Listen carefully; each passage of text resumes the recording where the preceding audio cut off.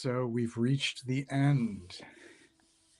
After 10 official episodes and one unofficial episode of Notes and Accords, we're at the 11th and final installment. And I want to thank those of you who have been there from the very beginning.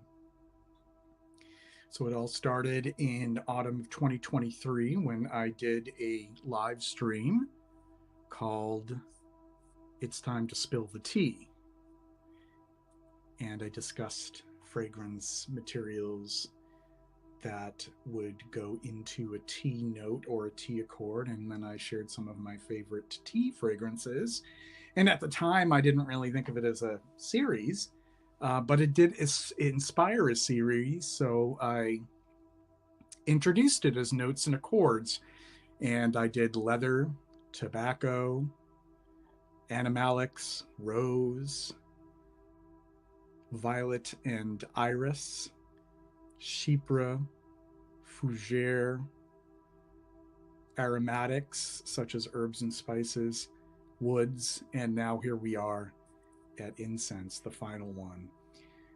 So I do recommend that you watch the archived Notes and Accords live streams from over the past year or over a year that I've been doing them.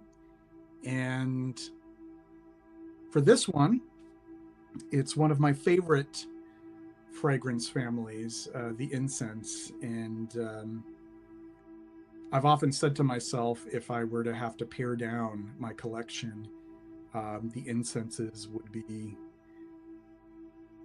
would make up the great bulk of what would remain, because I just love the whole concept of an incense and fragrances. I've loved incense itself for ages, since I was an adolescent and I was burning incense in my room. Not that I was covering it for any sort of, contraband at the time, but I've always loved incense. I love frankincense in particular. I think that aluminum resin is one of those botanical materials for which I am most spiritually connected with. And it breaks my heart to think that there's over-harvesting of the boswellia trees, and I would much rather there would be less of a demand for aluminum resin in manners that are not that which respects the resin that comes from those trees, which are, to me, they are holy trees. So is it really great that a good idea that I am promoting the idea that incense fragrances are among my favorites, knowing that frankincense is used in most incense accords. So I think that is another sort of exploration for another time, because I think I want to stay sort of on the positive here and really talk about the beauty of incense and perfume.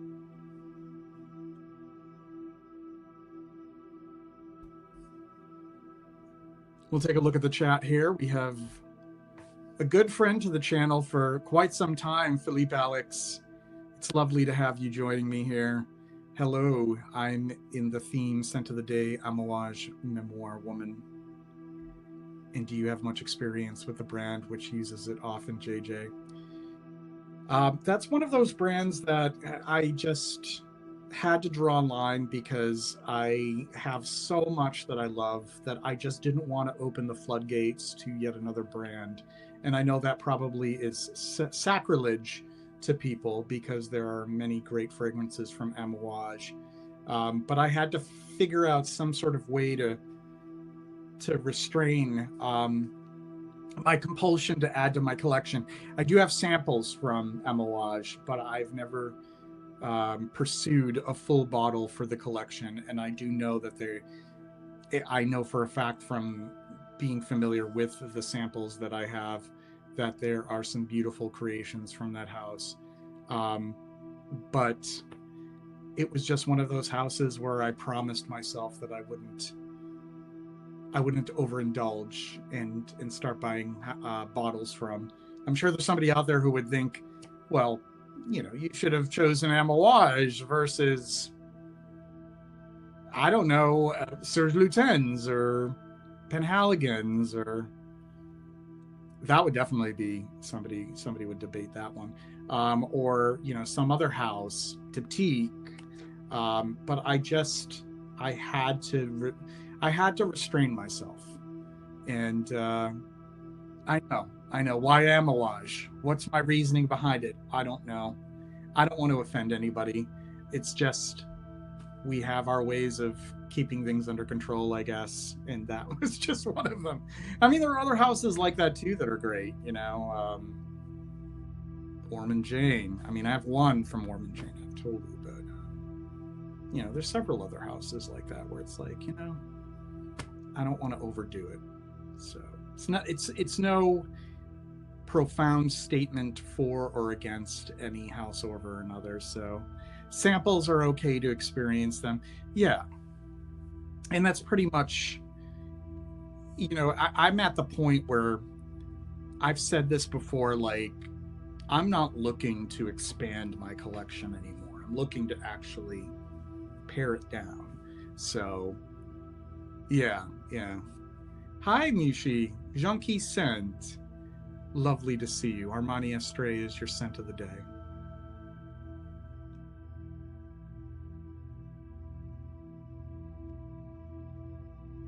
So as always, we are going to start with the first hour, which comprises of an overview of materials, both natural and synthetic, that may appear in an incense note or accord.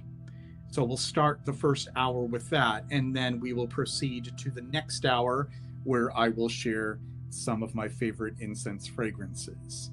And it was hard to narrow it down because I have a lot in my collection.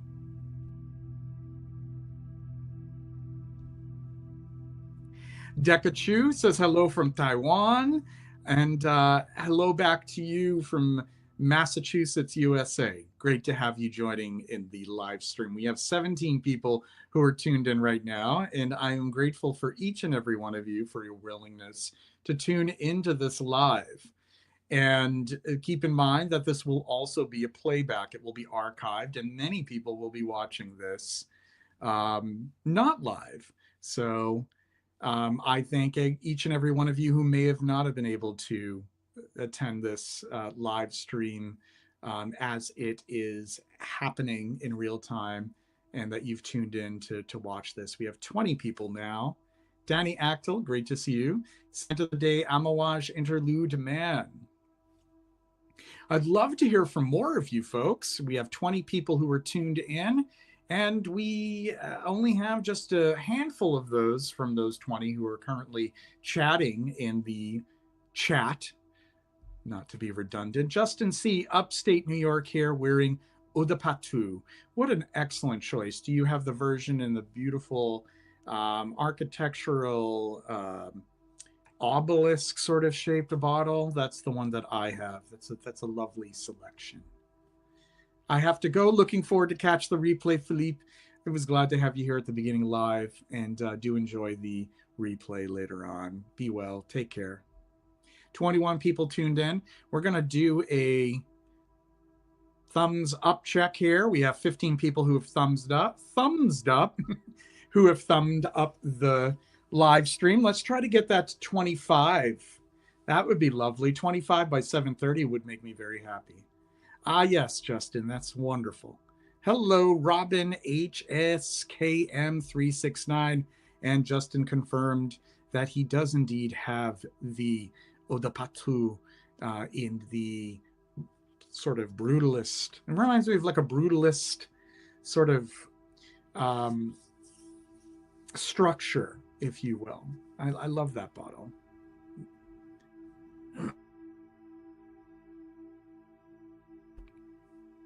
Hi to Eric Lee. Hi back to you. And we're going to get things started pretty soon. We're at 7:12 p.m. Eastern Standard Time. I'd love to hear where you're tuning in from. in the globe. It's great to know that people are tuned in from other corners of the globe. Catch my whiff. Good to see you too. Thanks for being here.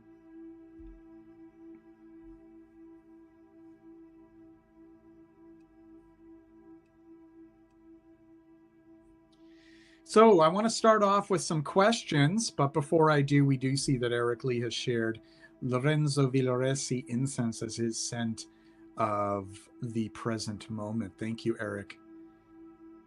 And we have Thomas Adam. Hello from Berlin, Germany. Great to have you here. So I'd love to hear from more of you. What are some of your favorite incense fragrances?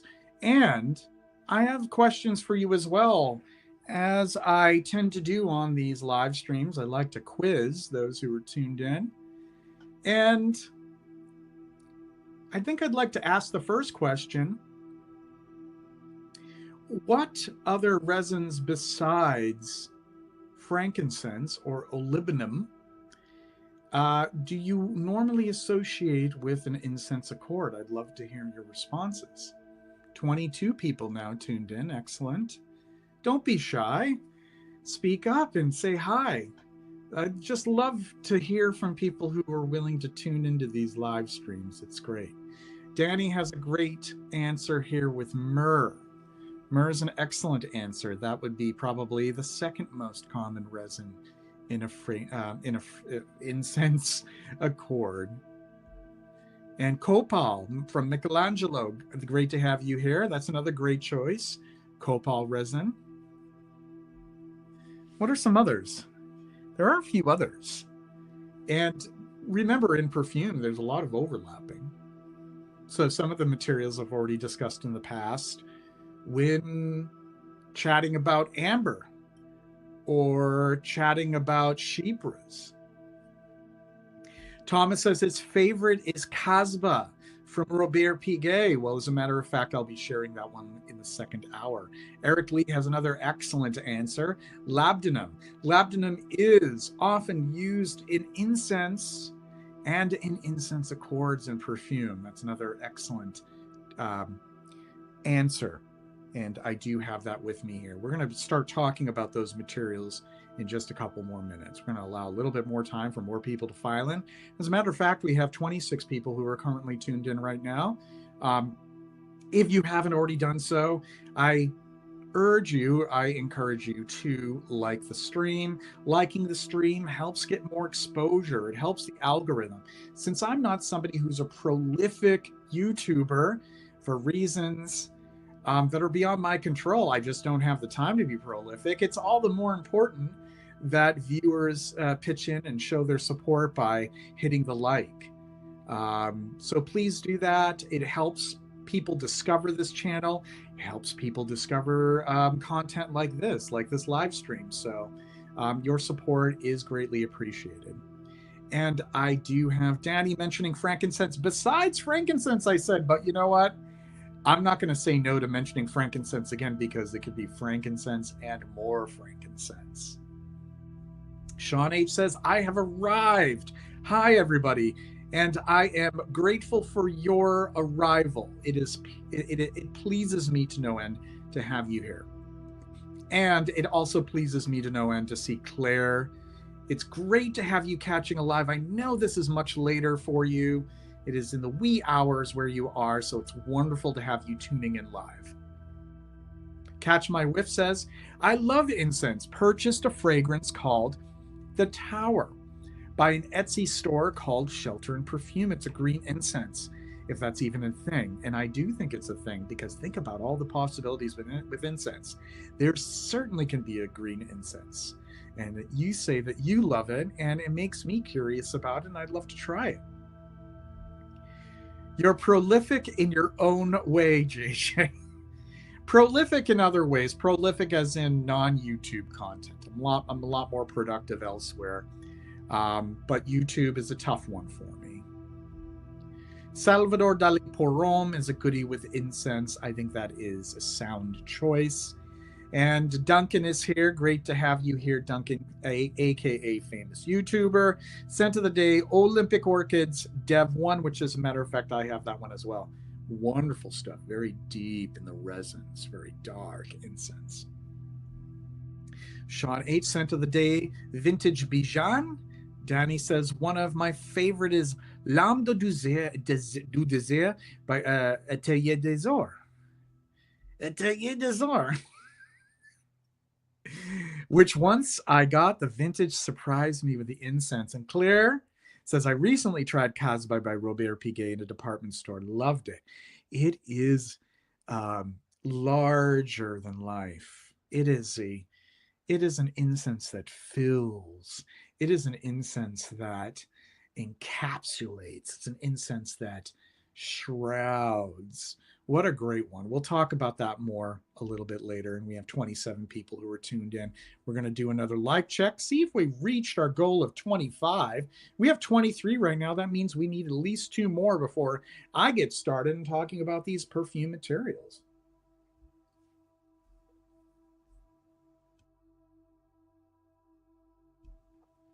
So let's see if we can get a couple more here, and I'll get started and chat about first the naturals, naturally, and then we'll go into the synthetics.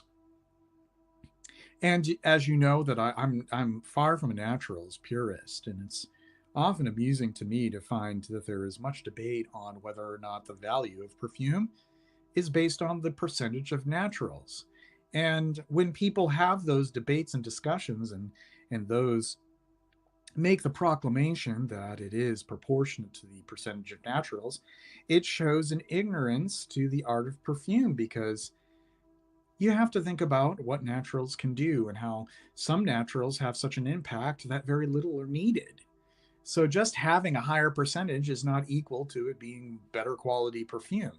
Imagine now you have a perfumer that has this grandiose palette in front of them, this huge organ, and so many possibilities at their fingertips where they can create so many different kinds of accords in a perfume, and shades and tints, and it doesn't necessarily require a lot of naturals, to be honest with you. Remember, naturals, each and every one of them can be considered almost a full perfume on their own, because they have lots of different components and constituents in each of them. So it's a challenge to use them. But also likewise, a skillful perfumer can think of innovative and ingenious ways to use synthetics that make a perfume seem really natural. So bear that in mind as well.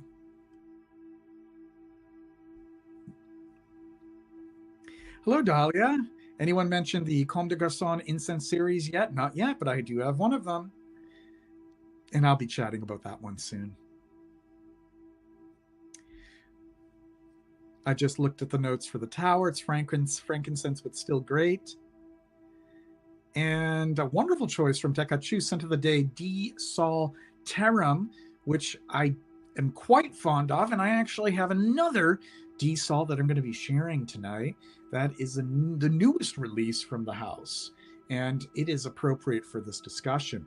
Avignon, of course, that's the one I have.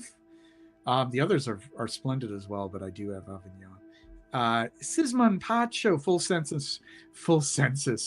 incense from Mental is pretty good. Great choice. 28 people tuned in. I'm very happy to have all of you here.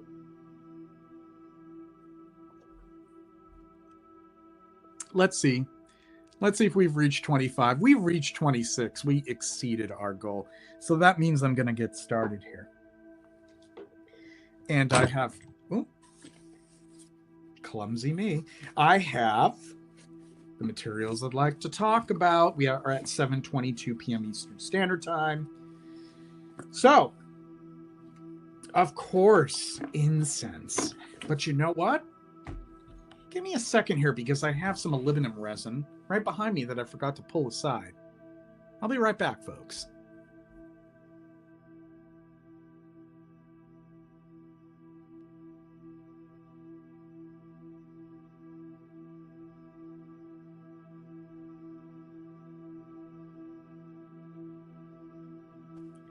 All right, I'm back. And Eric Lee, another good choice there, Ian. Intense. Celebrate. We're going to begin. And I have, this is olivinum resinoid crystals here. This is, this particular batch of crystals is provided by Firmenich. And when you say crystals, this means the tears have been pulverized into something that's easier to work with, but there are some pieces of the tears here, see? And look at that, see? A lot of it is in a pulverized form, but you have some larger pieces there. There's nothing like the aroma of olivinum resin.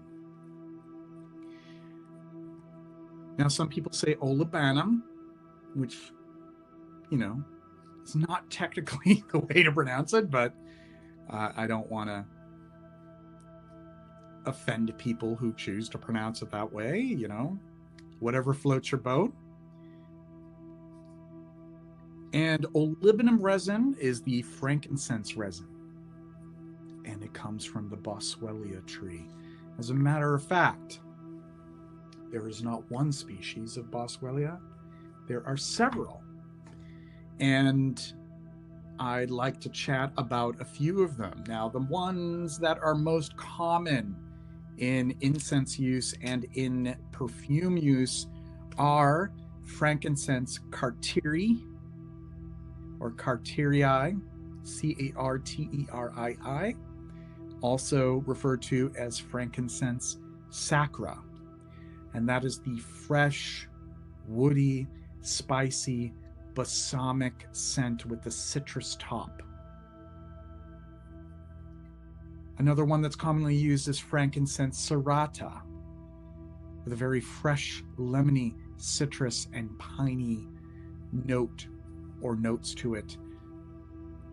Also commonly used in perfume, but there are many others like frankincense freriana, fresh and sharp and pine-like and resinous, with a slight citrus undertone, and it's intensely terpenic top note with strong cumin and pungent spice notes. That's frankincense freriana. There's also frankincense rive or rive, R-I-V-A-E, very soft, woody, and elegant resin comes from that tree.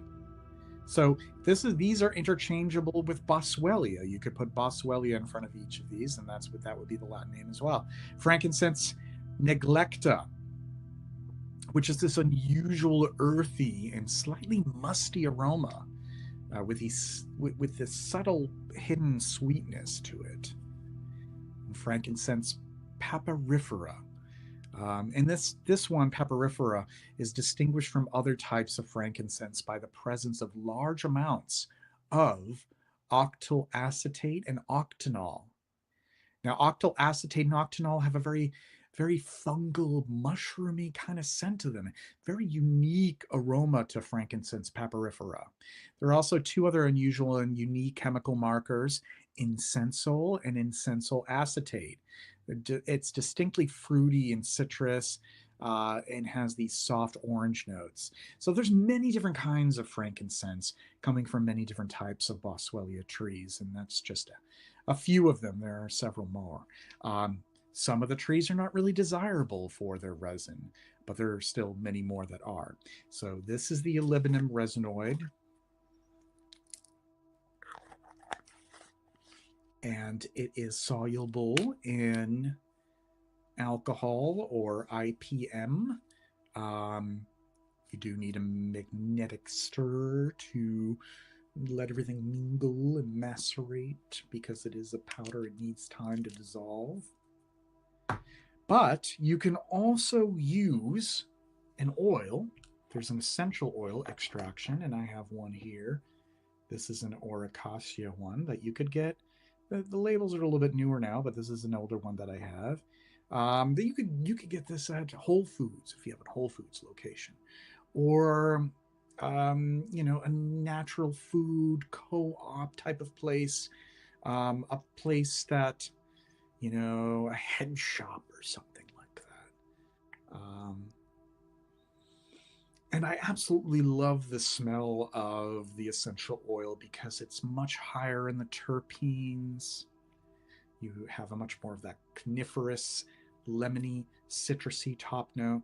And this particular oil is the Boswellia sacra oil that I mentioned earlier, or Boswellia carteri. That's the essential oil. And there's also a solvent extracted absolute as well that is very viscous. And so viscous that it moves slower than molasses.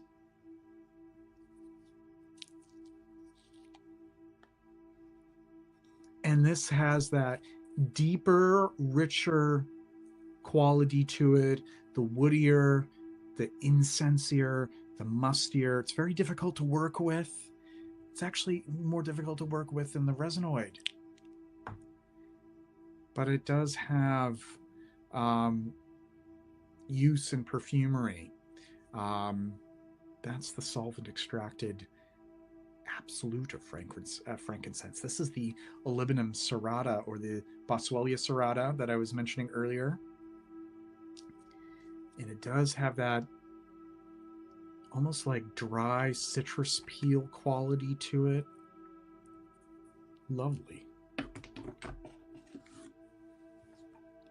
Let's take a look at the chat here. That is actually the soundtrack, okay. That is a deliberate humming, but I can change the track if people are interpreting it as an electric car in reverse. It is supposed to be meditative, but we can do a vote. If somebody wants me to change the soundtrack, I'd be more than happy to, or if it's too distracting. I have control over changing the volume as well. I'm going to turn it down just a little bit. We're going to go back to the chat here. Hi, Pat. And Sismon Pacho says, hey guys, just want to wish you all a Happy New Year. Happy New Year to you as well. Emily, lovely to see you. Hello, JJ and friends. I'm looking forward to this conversation, though I'll be in and out due to a dinner prep. Today's scent of the day is YSL's Kaftan.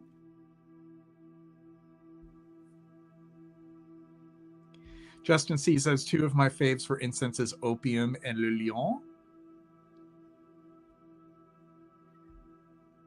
Oris Eris, great to have you here, as always. I appreciate your presence. Sean H says, the mushroomy frankincense sounds extremely interesting. Doesn't get very much use in perfume. It's a little bit more expensive than the others, but it's really neat stuff. Which kind of frankincense is from Oman? Well, there are multiple Boswellia trees that grow in Oman. So what type of frankincense comes from Oman? I would say the frankincense that comes from Oman. It could be Cartieri, it could be Serrata, it could be any of the ones that I was mentioning earlier. I'm not an expert at the crops, or the groves, rather, of Boswellia trees there. But I do know that I do have some from Oman that is the Sacra or Carteria, or and also a Serrata from Oman. Eric Lee, Parfum d'Empire Wazamba. We'll be mentioning that one later. Leave it. Thank you, Eric. I just felt like it created a certain ambience. I do plan to change it eventually, but thank you. I'm glad that you appreciate the. It sounded like a hypnotic hum. It sounds like meditation to me. I actually forgot it was playing. Great. I'm glad that people are receptive to it and setting the mood for the topic. Scent of the day is 1957. I have kind of a hard time with incense, but I do really like a few. Well, regardless, I'm glad that you've tuned in to share in this discussion. 33 people who are tuned in right now. Sean H says the music is one of the best things besides the info given. LOL. I'm glad that there's a fan of people who actually, people are a fan rather of the soundtracks that I use, because it's something that I kind of enjoy choosing or curating whenever I do some live streams or videos. So thank you very much, Sean. Baby Verge says Tom Ford Vert Ensemble is underrated. That series of Vert fragrances is quite nice and underrated. And go figure, some of the most creative and innovative from Tom Ford get discontinued rather quickly. I do love Vert de Bois personally from that line up. So, what is another resin? There's one resin that I have in mind that often gets overlooked and unfairly so. That does appear in incense as well. Can anybody tell me what it is? It is a close relative to frankincense. We've already mentioned myrrh, we've mentioned copal, we've mentioned labdanum, but nobody has mentioned this one yet.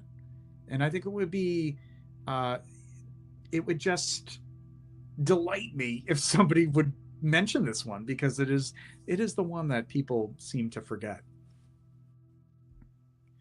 I like the sound of clocks too. Drives a lot of people nuts, but I find it soothing. I can understand that. Olibanum. So we've just been talking about olibanum, aka frankincense. That is the first one I had to. I would. It would be absurd if I didn't start with that one. But good guess, Jean Sen. Good guess, but somebody already mentioned myrrh. Baby Verge. Somebody already mentioned myrrh. I do have myrrh sitting here. I have some myrrh oil.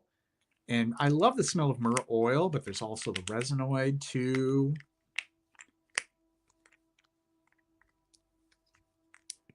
This is just one of those that just won't open. I get, oh, here we go. I like how it is. There is that bitter, woody, bitter. It's just so astringent, but I love it. Myrrh is wonderful. Styrax, that's a good guess. I didn't put Styrax aside, but it certainly is not a bad guess at all. A lot of incense focused fragrances do feature Styrax. Music is fine. I was on free and thought something was wrong, but no worries. Okay, good. So it isn't bothering you. You weren't sure what was going on. Okay, good. Tolu Balsam, another great choice, Duncan. Not what I'm thinking of. This one seems to be forgotten by everyone. It's a shame. Kopahu, another great choice, like Copaiba Balsam or Kopahu. Apopanax, another excellent choice. But nobody's gotten it yet. I have it right here and ready to talk about it, and nobody's getting it. Oris Eris, what about benzoin? Where does that fall? Definitely another good choice. It's in a lot of incense, so that's good too, but it's not what I have in mind. Congratulations to Sean H. You have mentioned it. LME. It can almost be used as a top note. Probably has, for sure. Tom mentioned it immediately afterwards. Could have very well been at the same exact time. Tom King, good to have you here. It is LME. And I have the oil. Here is an LME oil right here. LME is closely related to frankincense. It is a tree that exudes a resin. But the thing about LME is it is much more treble to frankincense's sort of mid and bass, sort of the tenor to the frankincense baritone and bass. It's such a fresh aroma. And you have citrus, especially this lemon. But you know it's not lemon, but it smells like lemon. It is its own kind of lemon or lemoniness, spicy and peppery.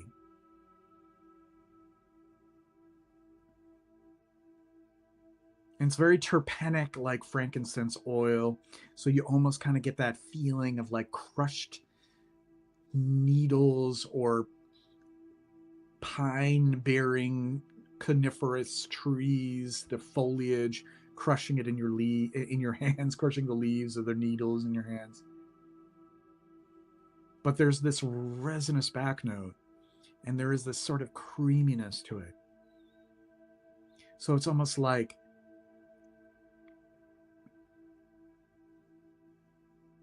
it's almost like a creamy lemoniness and a creamy pepperiness. And you just can tell that it's closely related to frankincense. They're cousins. And I also have some here. This is a fractionated extraction of elemi called Elemi Heart from Robertet.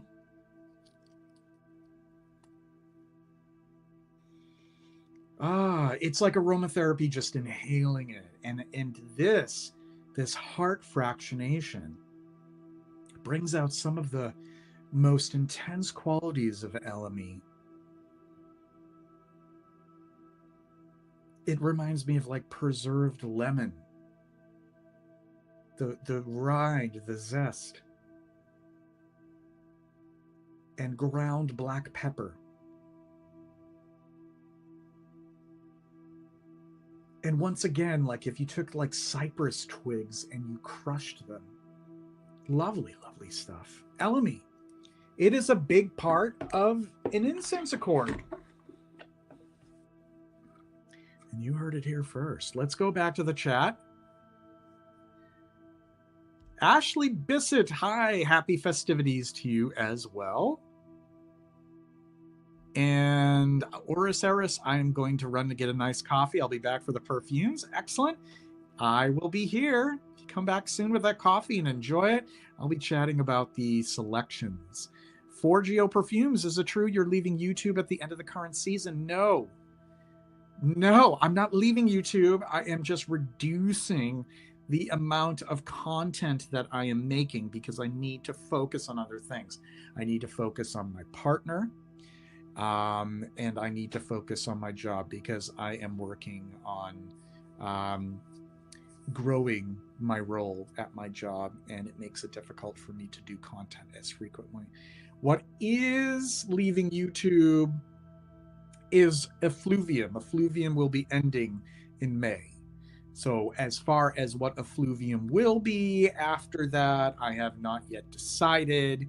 If it will continue as a podcast, or it will just, it will just dwell in my Substack, and you would just go there to check out Effluvium. But I will report once I've decided that. Baby Verge, the superstar No Sauvage Parfum is the Elemi. That's right. Thomas Rêve d'Ancien is one of the best incense fragrances. Love that one. That is one that I'll be chatting about soon. Sean H says, unpopular opinion, I think the Elemi in Eau Sauvage Parfum, the later version, is more appropriate than the Myrrh in the first version. Elemi. And Thomas says, some of my favorites, Bois d'Armani, Lolita J. Désir, Rêve d'Ancien, Full Incense, Matal, and CDG Incense Avignon. Great choices there. Most of those I'm going to be sharing later. Great to see 35 people who are tuned in at the moment. Let's do another like check. 32. Let's bring that up to 40. 40 by 8 o'clock p.m. Eastern Standard Time. So essentially 40 at the top of the hour would be dazzling to me. It would be great to be able to have 40 likes halfway into the stream. That'd be excellent. All right, well, let's talk about some more natural and synthetic ingredients. Oh, there's also these fractionations of olivinum resin, which are quite nice. We have this isolate fractionation. Let's see. Thought I had it in here. Well then. Well, isn't that something? Vertifix. Oh, here we go. So this is olibinol from Robertet. So olibinol this is actually a fractionation down to a isolated component. And it is the component in frankincense or olivinum resin that is that soft balsamic quality. It has that incense quality to it. That je ne sais quoi, that sort of like can't be described in words quality. Lovely stuff. Actually, not only would it be great for an incense, but also leather and tobacco accords could benefit from olibanol. And then there's also this fractionated base of olibanum from Ventos called olibanum cur.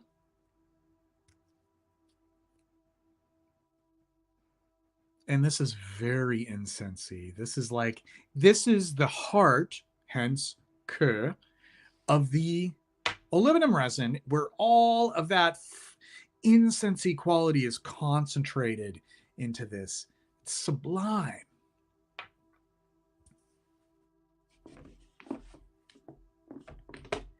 And of course,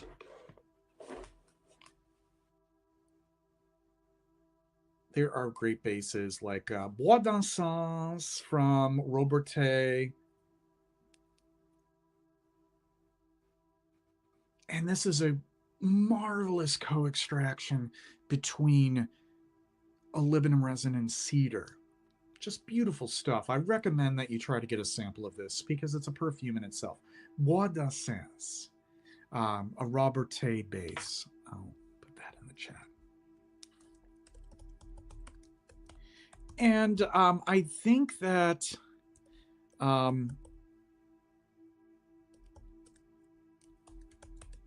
creating perfume still sells it. It may also be labeled as incense wood.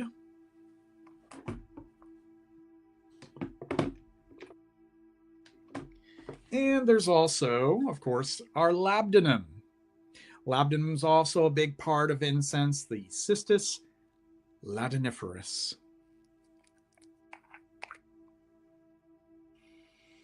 Nothing like it in nature smells like it, and that is the ooey, gooey, viscous resin of labdanum. And it smells visceral. It smells very sensual, but also sacred. Incensey, but also animalic. Leathery, but also sweet. I think I have gone through pretty much. Oh, there's also cistus resin. Now, cistus essential oil. Now, from Cistus ladaniferus, you extract the labdanum, that is the exudate from the plant itself. But there's also an oil or a resinoid that you get from the leaves and the twigs of the plant itself. And that is the cistus. They call that the cistus oil. Here's some cistus oil here. And we're going to be talking about a fragrance that is built around cistus that was released last year. Magnificent stuff. This is a much more high-pitched treble to labdanum's base. Excellent, excellent. It's just really quenching, sweet and incensey, and has like that sort of like, it's sort of a cross section of like the higher top notes of labdanum, but amplified.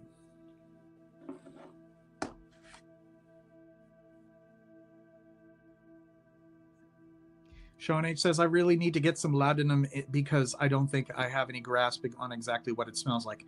Once you smell it, you'll know exactly what you've been smelling in perfume. You'll recognize it. You'll be able to identify it. I recommend it.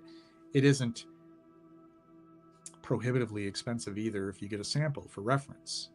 I recommend this to people who are hardcore, really enthusiastic and curious perfume enthusiasts should have like a little collection of materials for reference, oils and absolutes, and just try to collect the ones that are not too expensive so that you can refer to them.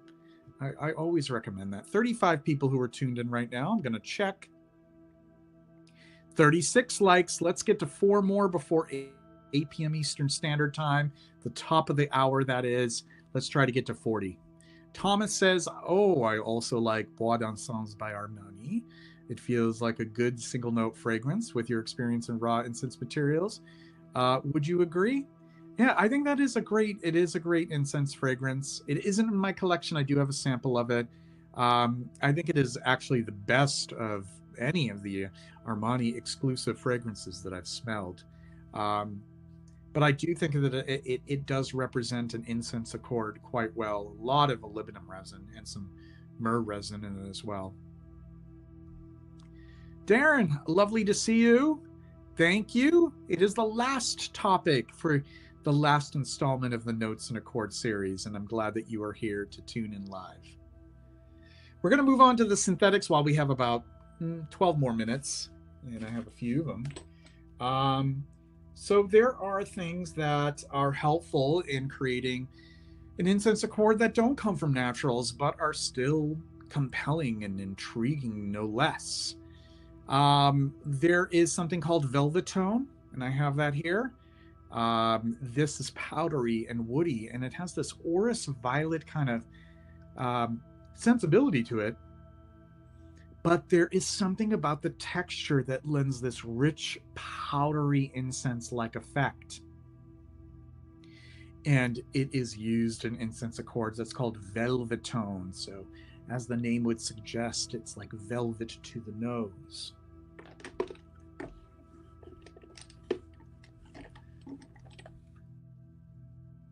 This is a fractional distillation of labdanum that is called dynamone, and this is produced by Bioland or Biolan. Dynamone, and it what it does is it isolates the dustiest, most animalic, ambery aspects of labdanum gum resin. It's an excellent material, an excellent natural material. So I know I said I got into synthetics, but I forgot about it. So forgive me. But that is actually a natural material. It isn't a blend of naturals and synthetics. It is all from the labdanum gum resin. This, though, is a synthetic isolate called bisabolene, which naturally occurs in Apopanax and other resins. But if one were to want to impart the qualities of bisabolene without actually using the naturals, to just lend the suggestion of what bisabolene gives to a composition, to a formula, then it can be used in sweet and spicy, balsamic, very typical of Apopanax and ambery fragrances. And when you smell it, you recognize it right away in Apopanax. It's what gives Apopanax its character. It blends very well naturally with Apopanax and also myrrh and lemon. Bergamot blends in famously with that. And it's a great fixative. People have used this also for neroli bases as well. But it is often used in an incense accord.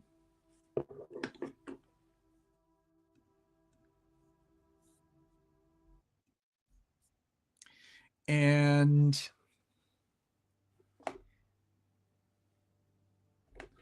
let's see.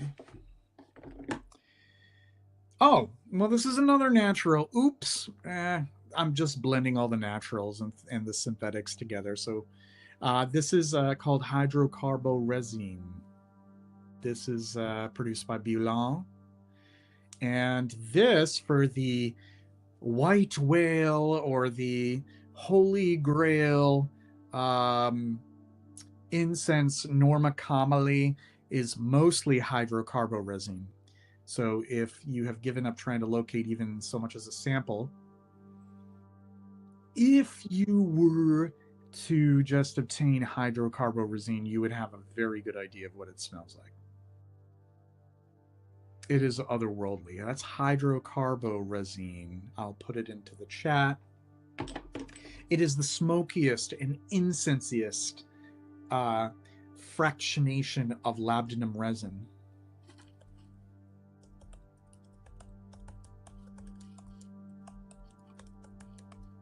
There you go, folks. Now, this is a very interesting material. It is actually called oxyoctylene formate. Might sound a little scary to you, to those of you who are not used to the names of some of these synthetic materials, but I assure you it is quite safe. It's very powerful,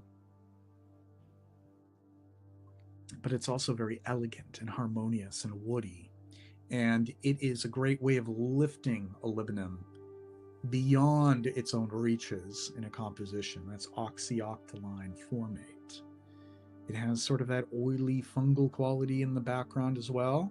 Not exceedingly so like octanol or some of those other ones, but it has that sort of oily, thick, viscous quality in the background. This is Vertofix Cur, a Q.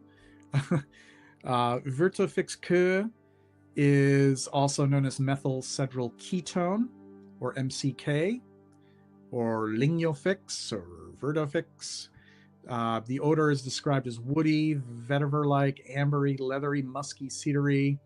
Very useful material that adds value to so many different types of woody, incensey, or ambery types of blends. It has an excellent fixative value. It is often used in high levels in a concentrate to fix an incense accord. So that's Vertofix Cur.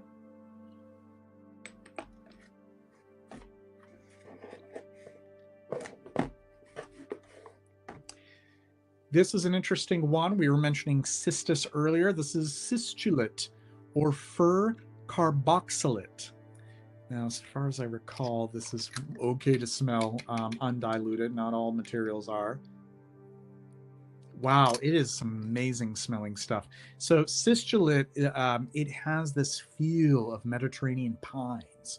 So very piney, very coniferous, with a distinct cistus character in its heart and its dry down, and levels of up to 2% in a composition would modify or freshen the top notes in all different kinds of fragrances, including incense, herbal, pine fragrances, woody fragrances. Very warm, creates this interest, creates this diffusivity. I had used this in some incense experimentation. Very cool stuff, cistulate. Then we have here isolongopholinone, or piconia. And this is a very fresh woody note, dry and diffusive with a rich ambery quality. Isolongopholinone works very well with incense notes.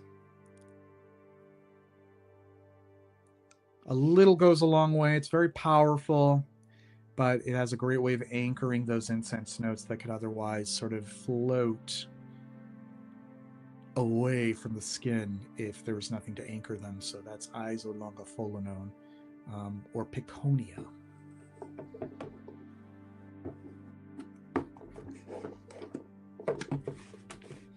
And I think that I've gone through all of the materials that I'd like to discuss.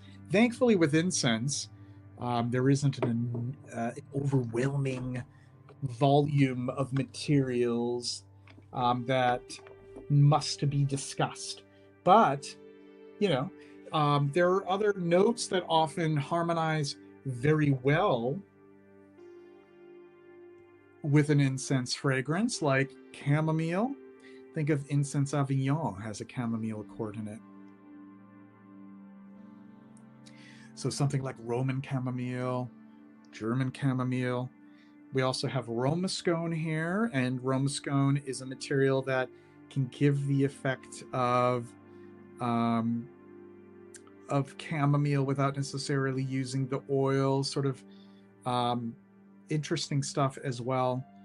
So if you don't want to have like every aspect of the chamomile, but just sort of the suggestion of it, romascone could be used.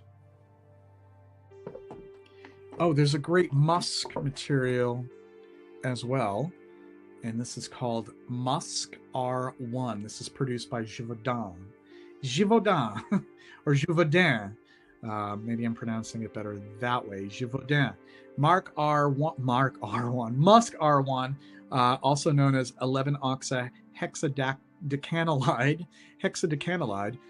This is a sweet musk aroma reminiscent of incense. It smells like a snuffed candle. It's really incredible stuff. It does lend this unique smoky quality that nothing else can really provide, because that smoke, that melted wax kind of smell. Very cool stuff. It could be a trace enhancer, an exaltant. So I've mentioned exaltants before. An exaltant meaning something that lifts, it exalts, it elevates, it gives it diffusion, it gives it body, it allows it to expand and bloom from the skin. And it's also known as a synergy promoter. So by synergy promoter, meaning that two elements that may be disparate otherwise can synergize with the usage of musk R1 in the mix. So very cool stuff. I think I went through all of them. Yep, synthetics, naturals in this box. So I hope you enjoyed that. I hope you found that informative. And of course, in the second hour, I'm just going to be chit-chatting with you folks about my favorite incense fragrances. In the second hour, I've had Darren's comment up there for quite a while because I was just so happy to see Darren. 36 people tuned in and 42 likes. That's wonderful. Peroli, lovely to see you. And you mentioned that Rêve d'Ossien and Relique d'Amour are my favorite incense. Eric Lee mentions Timbuktu, one of the best. Another great one to mention. Great stuff. So what we're going to do here is we're going to do a very quick intermission. And then I'm going to come back and I am going to just chit-chat about some of my favorite frankincense, incense, molybdenum, or otherwise incense fragrances. And there are a ton of them. Because of course there's going to be a ton of them if we're talking about me. Yes, we are. I don't know what that is. Somebody fell down the stairs, maybe? I might have to check that. All right, so it's the top of the hour. We're going to do sort of an intermission here, and I will be right back in just a couple of minutes, okay? See you soon.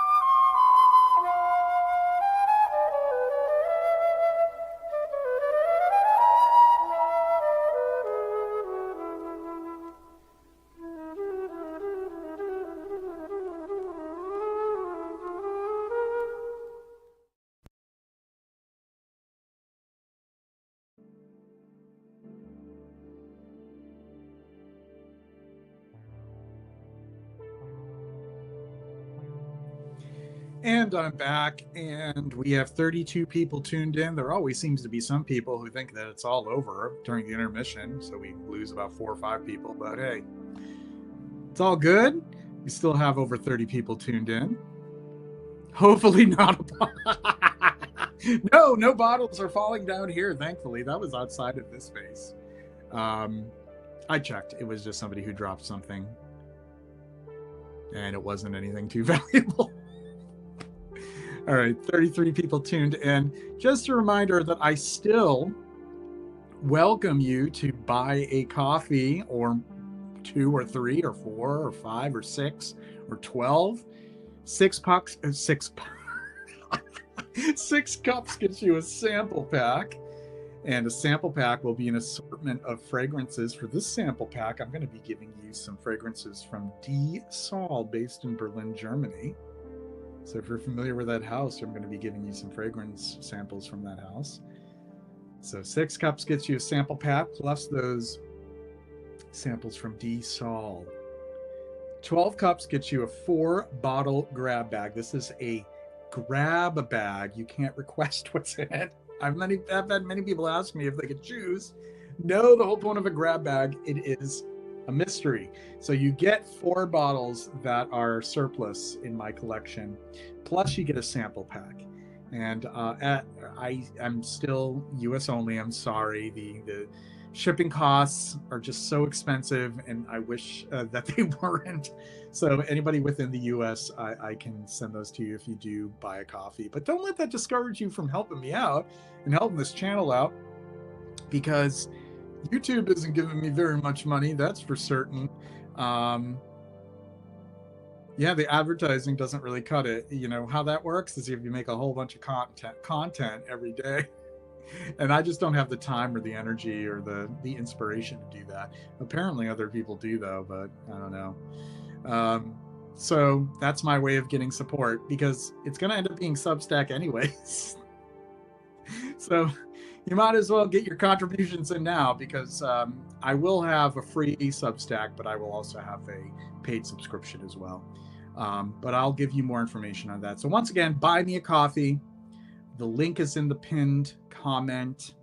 A coffee, by the way, is $5. So essentially, you get a sample buck, it's $30. 4-bottle grab bag plus a sample pack, $60.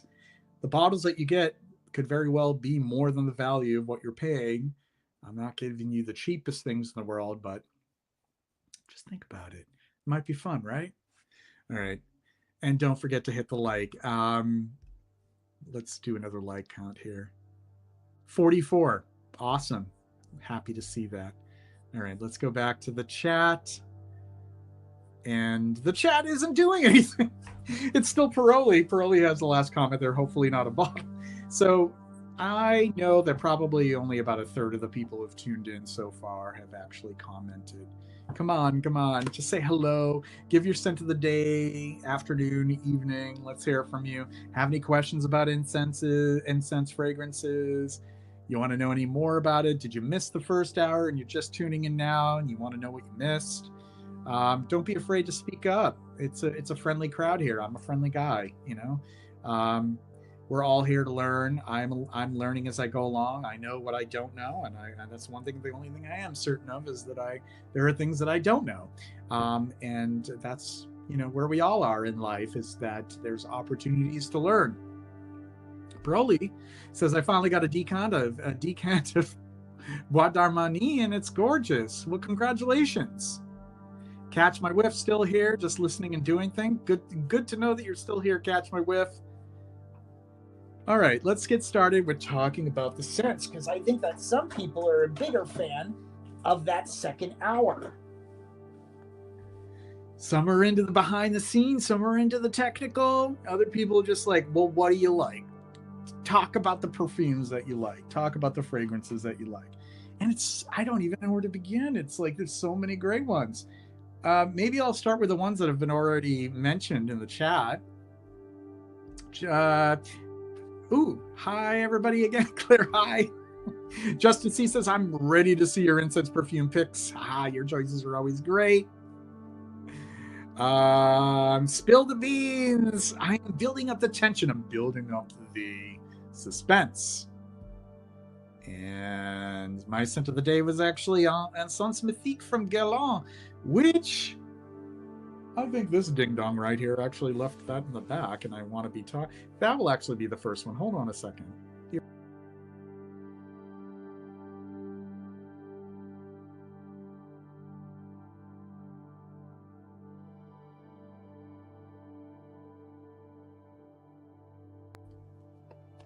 All right, it's still in this box because I store a lot of my fragrances still in the box. In fact, I've debated whether to just store all of them in boxes, because I don't fucking like to dust.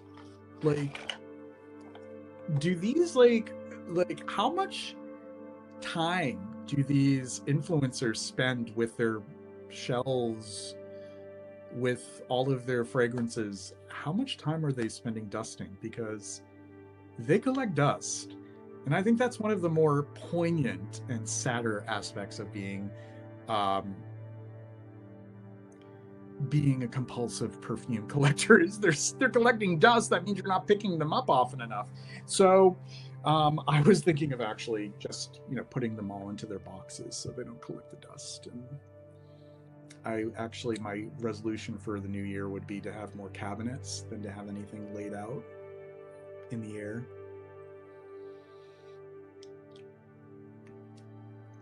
I would agree with Peroli that it is one of the last great Guerlain.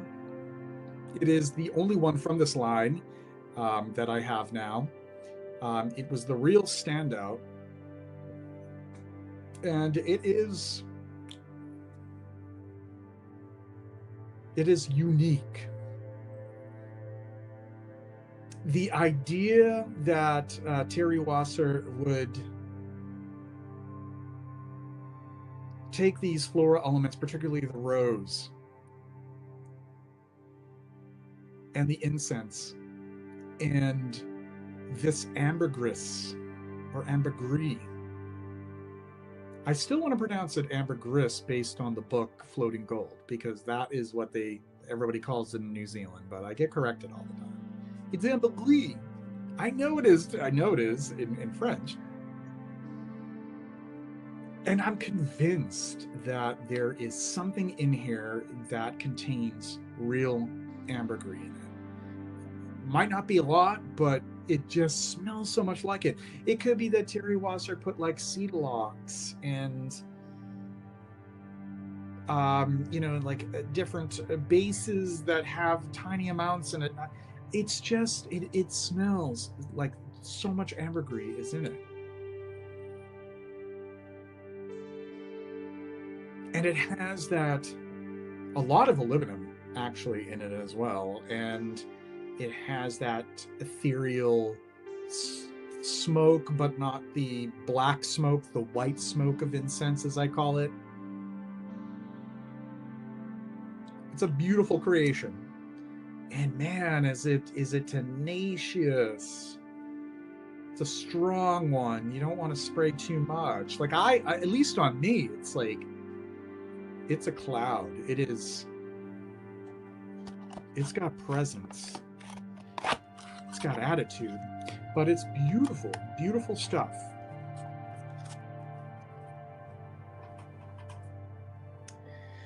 Let's see. Oh, let's see if you mentioned my two favorite incenses. I'd be curious. Some of us like the raw materials lesson followed by the dessert course of the perfumes. Oh, cute. Yeah. I keep my perfumes in drawers to avoid the dust problem. That's a smart thing too. I just don't have enough drawers to put everything that I have. Very moody perfume. I would agree that Encens Mythique is moody. 37 people tuned in. How about another one that was mentioned earlier? Casbah. Casbah from Robert Piguet. What a beast. This is a beast mode incense for people who like to joke around about beast mode fragrances.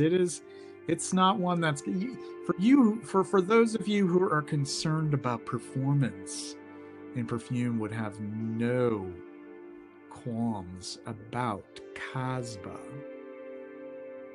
This is probably the best that Robert Piguet has to offer in its modern canon of fragrances, rather than the Aurélien Guichard reimaginings of their classics.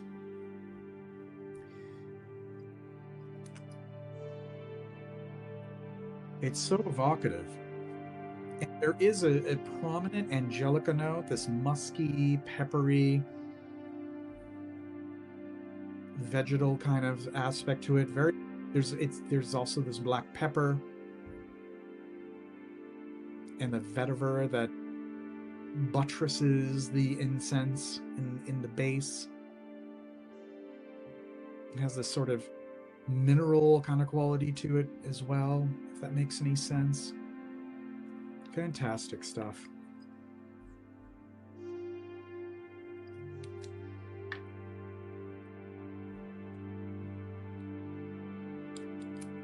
Yeah, it's for tonight. That will be for tonight.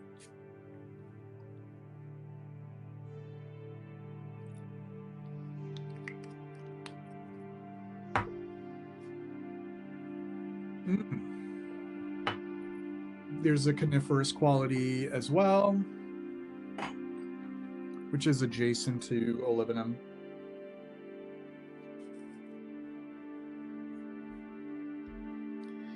I wonder if they use a trace amount of isopropyl ethanol in Incense Mythique that can have a strong ambergris characteristics at trace amounts. Oh, interesting, Darren.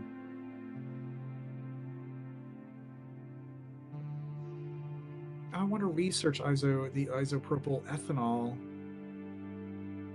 and never even thought about that. Hello, Regis Moncton. Hi, JJ and Chad. I love incense, and this year I added a lot of incense fragrances to my collection. And Darren says dusting bottles is the bane of my existence. Pearlie says I'm always confused with that line if it's a recent release or an old one. Oh, with Robert Piquet? Yeah. Because there's a lot of modern releases, but things like Calypso and Visa and Genus. What are some of the other ones? Bagari. Of course, there's Faja and Bandi. A lot of people. Those are the most famous ones. But those are all relaunches. Cravache as well. They all look like they came out in the 50s. Yeah, the bottle, yeah. I wish I could tell you, there have been those who say that something changed when the label went from white to black. I don't know for certain. This is the bottle that I got. People say that there was a change afterwards. Some people have suggested that it's inferior. Some people say that it's just a little different. But I have not smelled more recent versions.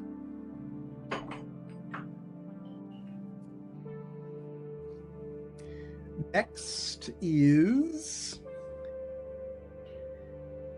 Wazamba, because this was mentioned earlier, Parfum de Pierre. Somebody, and I fail to recall who it was, mentioned that Wazamba was one that they were quite fond of. I do very much love Wazamba because this is not only the olibanum, but it's also a lot of myrrh, and the myrrh is blending with a cypress.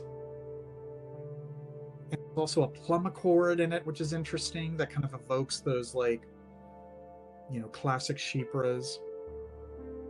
Very resinous, coniferous, woody. So Wazamba is another excellent one. I love so many from Marc-Antoine Corticchiato, and this is no exception. So that's a very nice one. That's a very nice one. Incense Levant by Lutrens is also wonderful, but the incense note is really subtle. Yeah, I agree.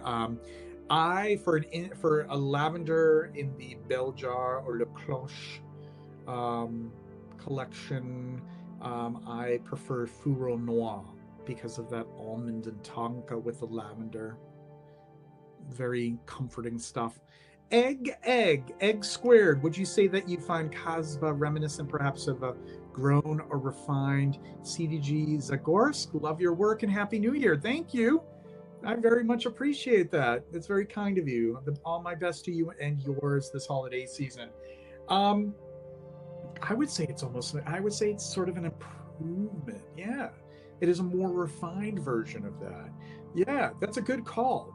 I would say when faced with a choice between the two, I think that I would gravitate to Kasbah because it seems to flesh out that theme much more effectively and stirringly, if that makes sense. But that's a great question. Famous YouTuber, aka Duncan. I always read crazy reviews about that brand's changes. So we're talking about Robert Piguet, right? Yeah, I hear a lot of things about the changes from one version or formulation to another. Well, while we're talking about CDG, the one that I can still have a bottle of, I used to have Kyoto, which I find lovely, but I just went through it, enjoyed it, had enough of it, and moved on. But Avignon, this is my second bottle of Avignon. I've loved it for a long time. This is sort of the reference incense, a great primer, a great introduction to incense fragrances. But it's awesome. It's just a really great Catholic church incense. It gives you that. It's a very direct, no, it's not overly complicated, but it's beautiful, and it just reminds me of a thurible, um, swaying in a Catholic church, and some great disparate elements in it as well to flesh out that sort of vibe of a Catholic incense.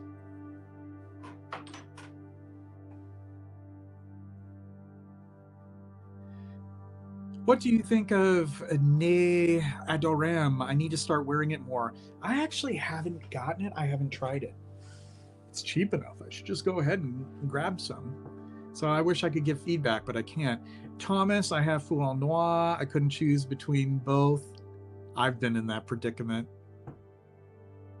Salvatore Ferragamo Testa de Moro is a great leather incense. I agree. I didn't pull it aside because I already featured it, I think, during the leather live stream. But yeah, I would agree. It's leather and it's incense, and the best by far the best from that line.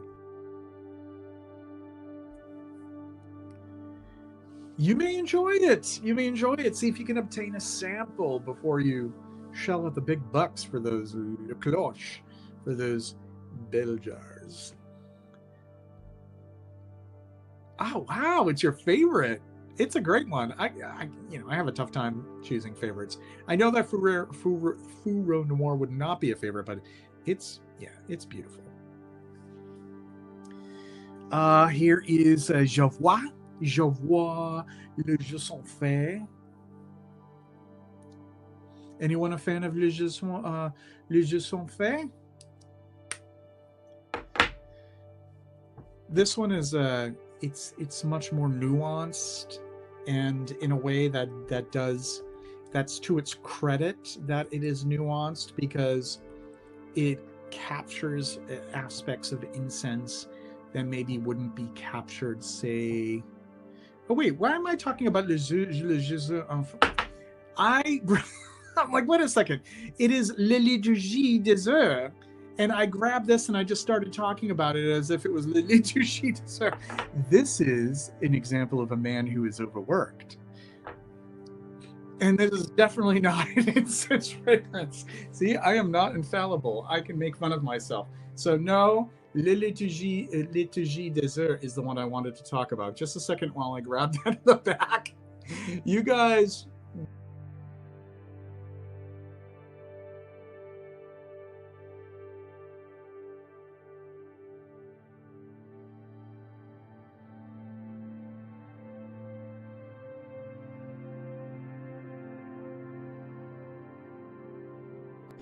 All right, take two. I was like, wait a second, this is not sounding like what I wanted to talk about, and then I'm like, this is not even the fragrance. Then I grabbed the wrong one, and I just kind of like was on an autopilot. It's too funny. Like, I meant to grab La Liturgie des Heures, and I grabbed. Oops. Yes, so La Liturgie des Heures. The liturgy of the hours, translated literally from French. See, it makes a lot more sense as a name for an incense fragrance. Yeah, it's just really lovely stuff. This is like incense in a small church in an old growth pine forest or spruce forest, and it's very nice. And this, people, is the reason why I can't do content nearly as much as I used to. 38 people tuned in. I hope you enjoyed that little hiccup, that little brain fart kind of thing where I grabbed the wrong bottle hurriedly before the stream, and that was pretty funny. Let's see what the likes are, how they're doing. We have 49. We're at 50. Let's try to reach 60 or even 65 at the end. That would be kind of cool. All right. Regis Moncton mentions earlier this year, I bought a bottle of Diptyque Le Trois. Le Trois. I like it, but it's very weak. I'm going to let it age for a couple of years. Oh, good luck with that. I don't know. Maybe it will. I mean, that's not guaranteed. That's not what's intended. The aging may bring out some of the bass notes more because the bass notes end up being what's left behind after aging. But I have it right here. This is the square bottle version of Le Trois from Diptyque. This is one of their older releases from 1973, I think, early 70s. Lots of aluminum resin in this one. Herbal as well. This is sort of like in the same wheelhouse as La Liturgie des Eaux, in that it is sort of like incense in the woods. There's a lot of rosemary, and rosemary kind of has a similar feel to it as pine because of those terpenes, and just wonderful stuff. This is definitely a meditative fragrance. Makes sense. Incense. This is not this is not a bombast. This is not a casva. This is for you and your immediate company to enjoy. Beautiful, very natural smelling, lots of naturals in it. But it is very dear to me, Le Trois. I actually learned of Le Trois from Katie Puckrick because Katie Puckrick mentioned it in one of her videos years ago, and I grabbed my first bottle of it way back when. It was actually the first Diptyque that I got. And it looked just like this bottle.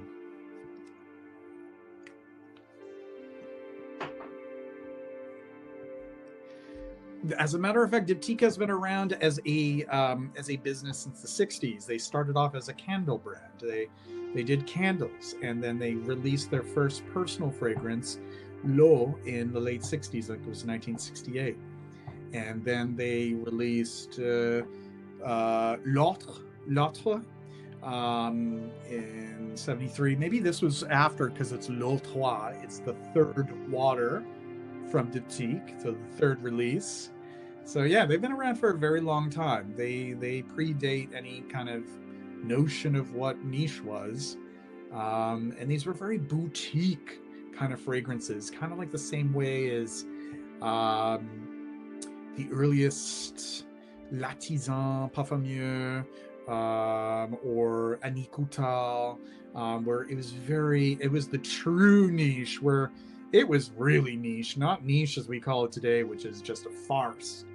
Most things being called niche are they're just overpriced luxury mainstream fragrances made to look fancier, right?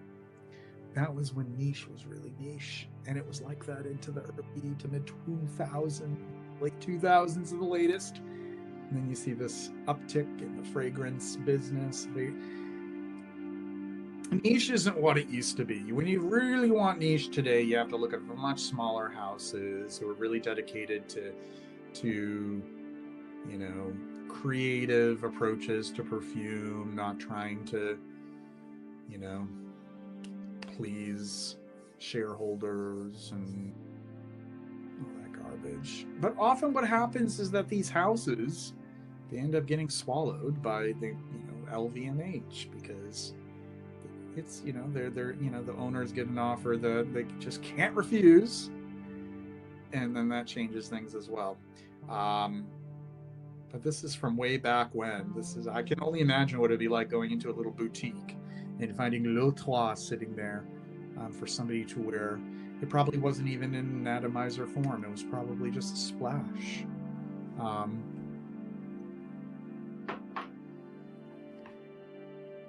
It's very cool, right? Another one that's like that is Les Jardins Retrouvés, which was relaunched. Les Jardins Retrouvés in the late 70s and early 80s. Was very similar in that respect. And now they have this renaissance. They're gaining this new following, but they've been around for a very long time as well. Mon numéro 10 from Baptiste en Parfumier. Is Guerlain first niche brand? I don't think they were ever a niche brand. They were just a perfume house, because there was a time where there were just perfumeries. There were just perfume houses, and Guerlain was a perfume house. They just were selling perfume. There was no such thing as a niche market. It wasn't niche because at the time the market was so small. It was just whatever showed up on your on the department store counter or in a boutique. That's what you got. So it definitely wasn't the first. It wasn't the very first perfume house.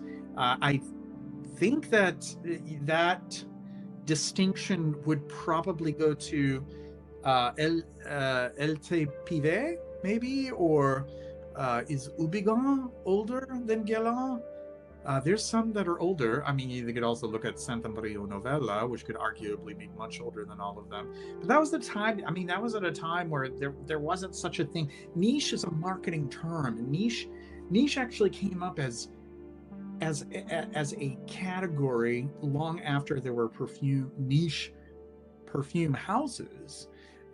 They would just be referred to as niche, but they wouldn't be called niche. And then eventually it became sort of like a business term. But Guerlain was just a perfume house. Like Coty was a perfume house, and Dana was a perfume house. And God, I'm on the spot here. Usually I'm really good at just sort of, naming all the different ones from early on. But there were tons of them. Violet, which had a relaunch, a resurrection, that was just a perfume house. What else? If some folks can help me out in the chat, think of some other early perfume houses.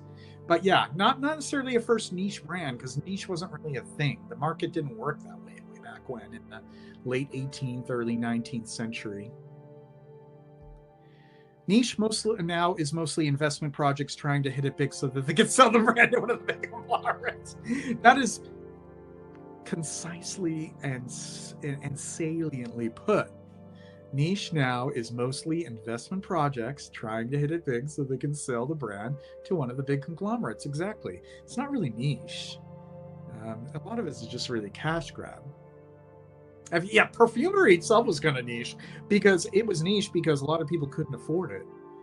You got to look at maybe the mid 20th century before people lower than the middle classes or lower than the affluent class could even afford perfume. So yeah, I think you're right, Sean. Until you had brands that until people were able to buy things like Old Spice or Taboo or Cano or you name it, something that you could purchase in your chemist or drugstore. It was all niche. It was all for somebody who could afford it. It was a luxury item. Floris is another old one. You're right. Island Spice Hawaii. Aloha JJ. Melek Kaliki Maka. Great to have you here. Oitse Le Grand. Yep, that's another resurrected house for sure. There's some more obvious ones that would come to mind. But my mind was just so programmed into talking about incense fragrances that I can't draw upon that knowledge at the moment, sadly enough. Guerlain Mitsuko is way more niche than Xerjoff Naxos, and somehow Guerlain gets categorized as a designer by many, which is absurd. Why is it called designer? That those definitions are baseless. When I think designer, I think of a brand. I think of like somebody who is the designer of haute couture fashion. Like, how is that Guerlain? It's not. Guerlain was a perfume house. Perfume houses also have historically released cosmetics.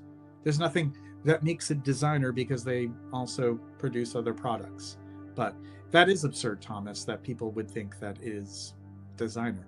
And yes, Mitsuko today would be niche in comparison to Naxos, because Naxos is a very mainstream smelling tobacco scent that people like to tell themselves is a niche scent, but it really isn't. There's nothing niche about it.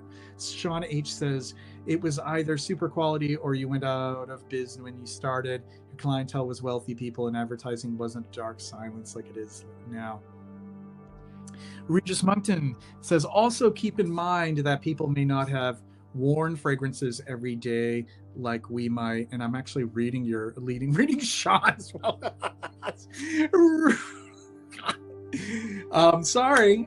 Here's Sean's comment that I was just reading. Also keep in mind that many may have not have worn fragrances every day like we might. Yeah, that's true. And not many people have more than one. They would be a bit eccentric if they had 4, right? Regis Moncton, I think Dolce & Gabbana Velvet Incense is similar to CDG Incense Avignon. I own both of them. I like that type of frankincense scent. What up, y'all? You're up late.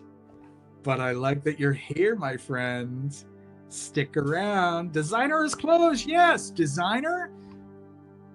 Designer is like Armani. Designer is Versace. Designer is Chanel. Designer is Gucci. Designer is, you know, think of like the lesser known. I mean, there's a lot of designer houses like Lancetti and Kritza, and even like Paloma Picasso was originally a designer house.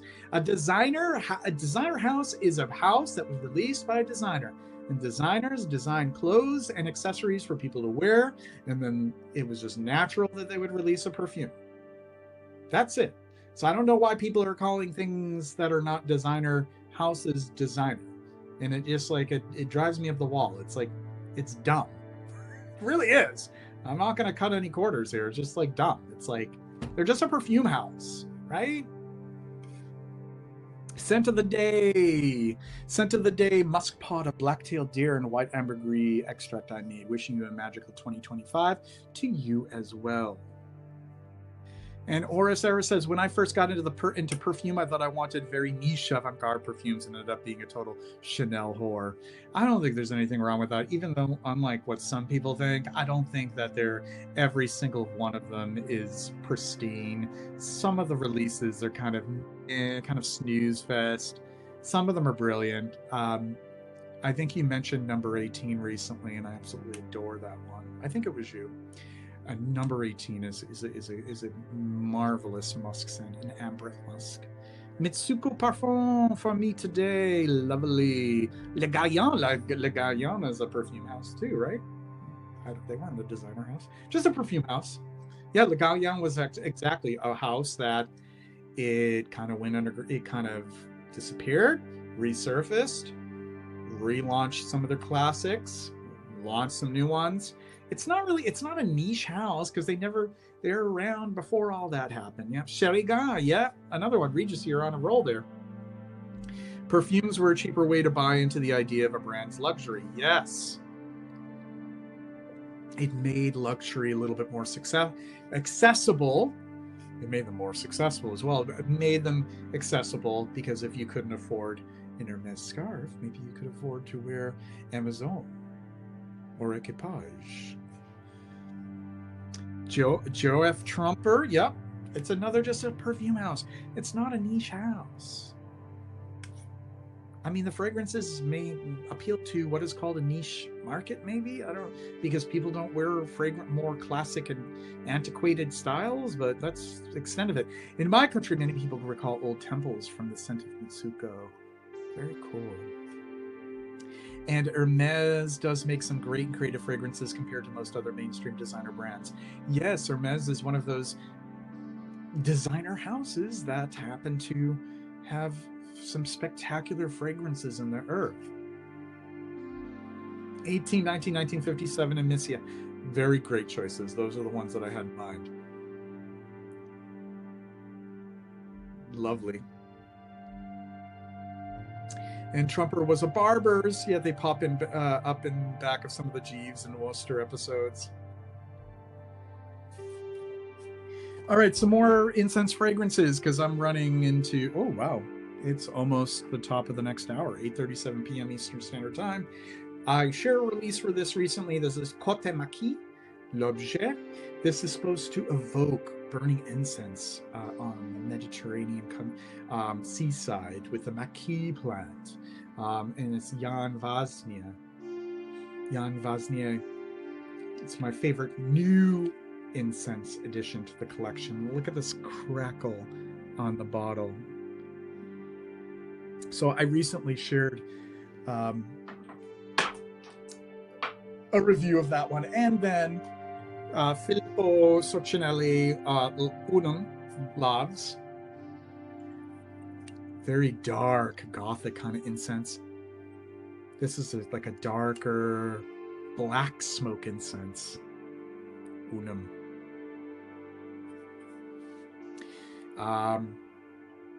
My friend Dana Sandhu, a nose. She's sort of retired from fragrance everything. So don't worry about her. She's fine. She's just in retirement from all that. She turned me onto this. So she made great recommendations to me. Excellent. Exquisite taste. If you'd like a rosy incense with Immortelle, this is a Boyce 1920 Relativamente Rosso.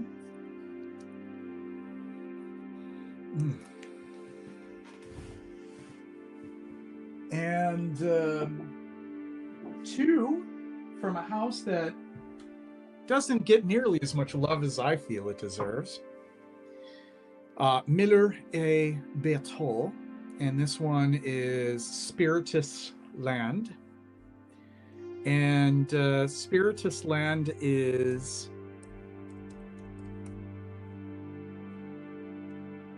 incense, but this is like a cool green spicy incense. There's a lot of mastic resin in it, and it's woodier and a bit rosier, and there's like tobacco in the base. So that is one from Miller et Berthaud. This other one is study number 23, and study number 23 newsletter is supposed to evoke a Tibetan incense. This is another one that includes Immortelle, aldehydes like aldehyde. This is one of the synthetics I didn't really chat about earlier, and I think it's really important to mention it. Something called aldehyde C12MNA. It is also used in incense Avignon. It is also used in Unum Loves. It's used in a lot of incense fragrances. It is an aliphatic aldehyde that gives the effect of that cool plume of smoke that comes from an incense. And there is that in this as well. And it's cedary, sandalwoody as well. Study number 23 newsletter from Miller et Berthaud.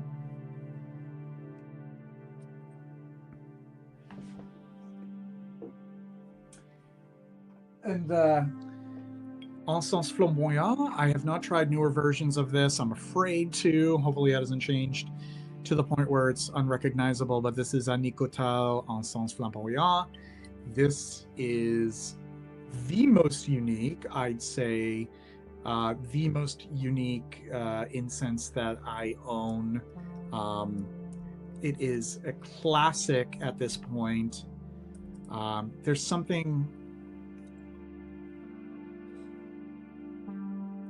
There's just something mysterious about it. There is like this current of, it is the best way of evoking smoke without it smelling like cade or birch tar.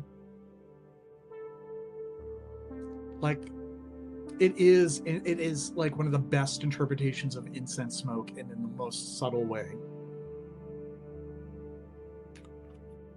Has anybody smelled Incense Flamboyant?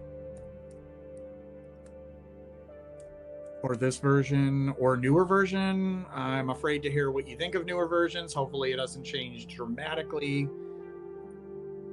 This has a certain spiciness to it too that I think adds to it. like cardamom and nutmeg. And in some aspects actually reminds me of like a smudge stick. So that's Incense flamboyant.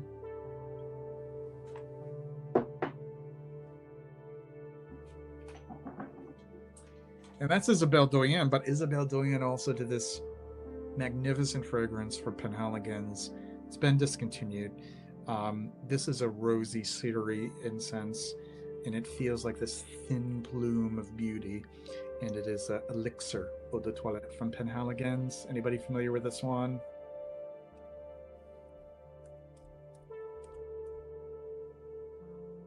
This is just gorgeous, gorgeous stuff. This is actually, wait, no, this is not Isabella Doyen. It's also from Isabella Doyen. No, but it isn't. It's Olivia Jacobetti, actually. Both are, you know, very nuanced perfumers. I sometimes get the two of them confused. But this is like a camphorous, rosy incense. And there's just beautiful woodiness that runs through it. Like it kind of reminds me of like rosewood. And that's been discontinued for some time, so I'm sorry to give you the FOMO hysteria, but it's beautiful stuff. Back to the chat here.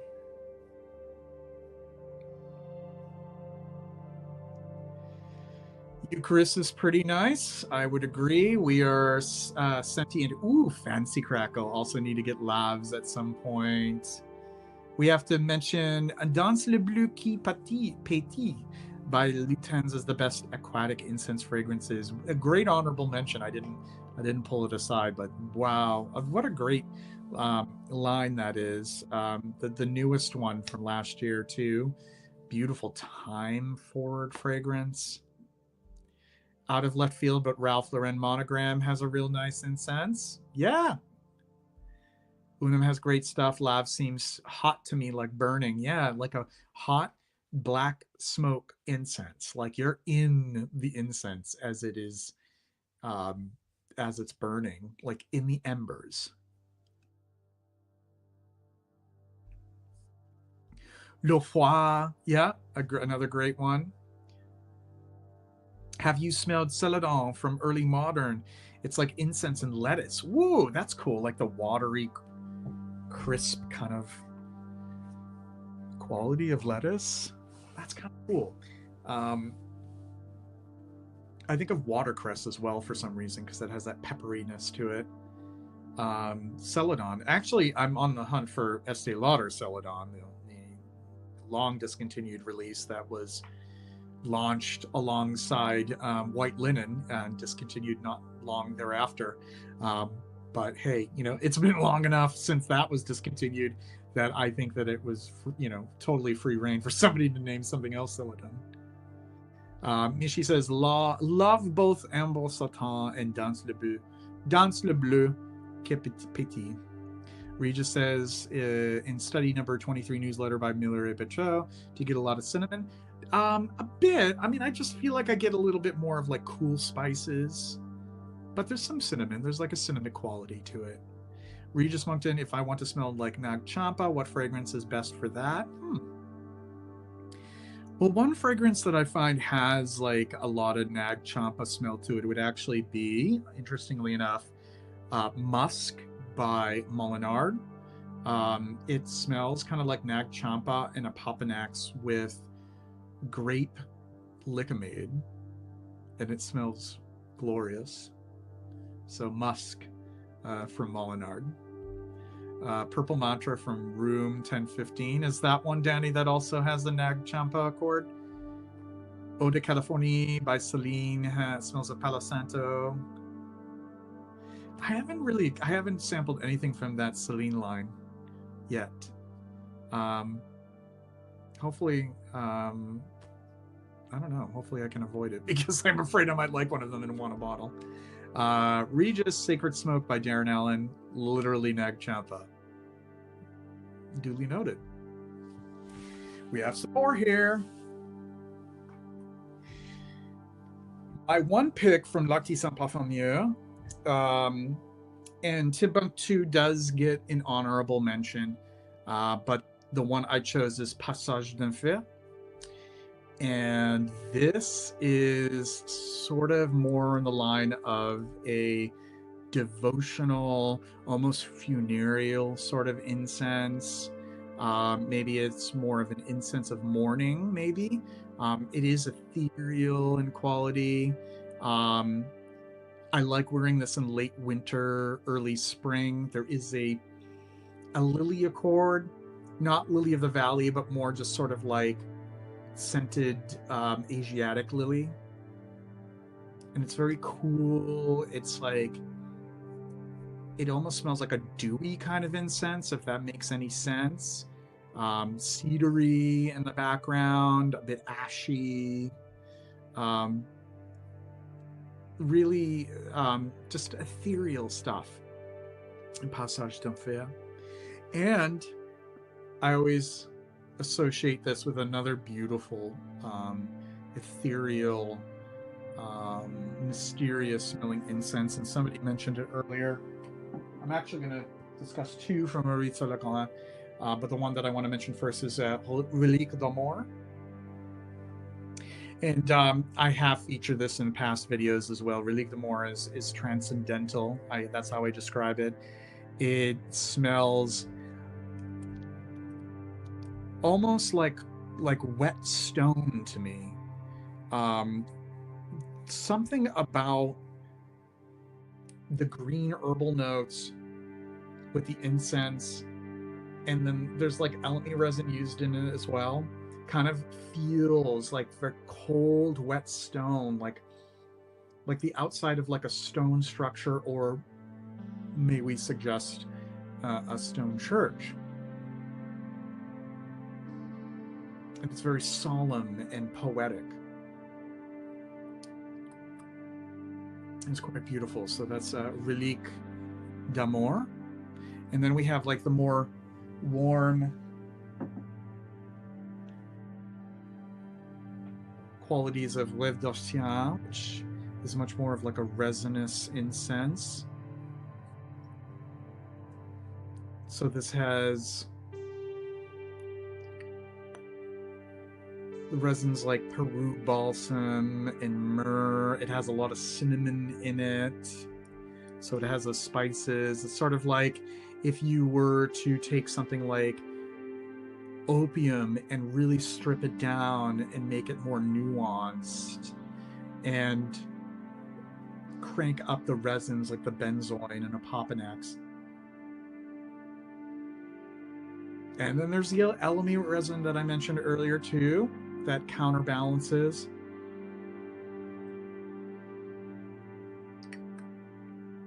And a little bit of pine needles. So that's a Rêve d'Orsien.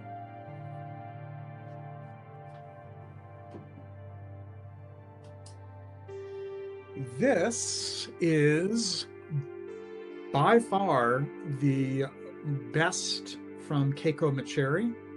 Keiko Macheri Olban.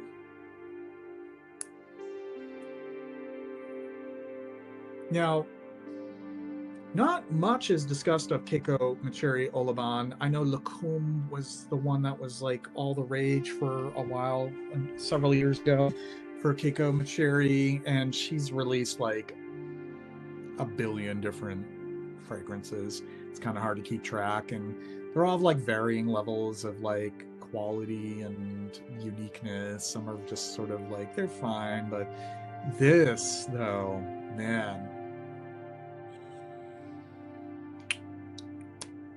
So at its core, there is the frankincense, hence Olaban. There's a lot of libidinum resin in this, and that's what guides everything. It's at the wheel here.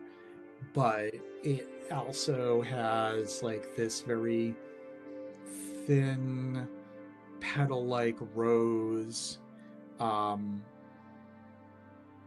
also like this salty animalic quality that's kind of like ambergris in the background as well. So there is this sort of like dirty, musky, tobacco-y kind of element in the background, which makes this so evocative. And this is actually Go figure. It's Jan Vasnier. I think that he's just a genius when it comes to incenses. And then the rosewood as well. So you have like a lot of this linalool, this sort of like that. It's kind of like my synesthesia sees like kind of like a round bubble when I smell rosewood. Oh God, it's so good. Nobody hypes this up. Nobody has hyped this up since, I don't know, Katie Puckrick mentioned it in one of her videos 15 years ago. And I don't know why, because it is just sheer genius. Keiko Machiri Olaban. If I didn't already put Casva on, I would put this on. So I'm probably going to put this on tomorrow. So Keiko Machiri Olaban, one of my favorite incense fragrances. And then one of my beloved fragrances will be it's second to last here, or maybe third to last, because there's a couple other things to talk about. But let me go back to the chat again. We have 37 people tuned in. What a great showing this evening. I really appreciate it, each and every one of you tuning in for this. We have 52 likes at the moment. Let's try to get to 60 by the end of the stream here. Once again, don't forget, there are ways that you can support what I do here by buying me a coffee. Each coffee is $5. It's pretty much the amount you'll spend buying a coffee anywhere anyways. 6 cups get you a sample pack. 12 cups gets you a 4-bottle grab bag plus a sample pack, US only, please. That can be located at the pinned comment above, and you just go right to the site, and your contribution would really mean a lot to me. Of course, I'm going to give you a shout out if you contribute. As a matter of fact, I will check right now to see if anybody's already bought me a coffee or more.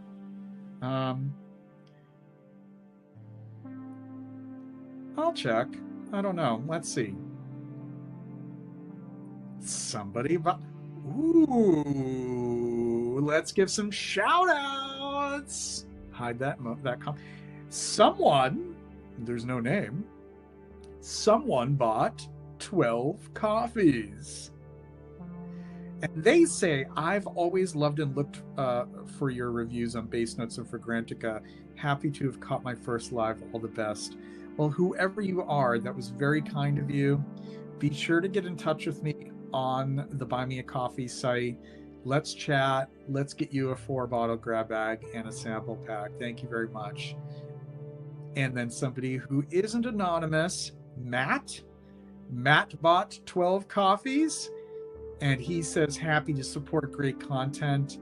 I'm happy to have somebody like you who appreciates what I do here.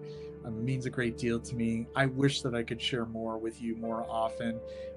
But the times that we have to share are really wonderful. So thank you so much. That's 12 coffees. That means you'll also get a 4-bottle grab bag and a sample pack. Thank you from the bottom of my heart. That's really, really kind of you. All right, so this is something that I released recently. Hold on a second. I'm going to step away for a second because I want to do a comparison. I don't have the other bottle.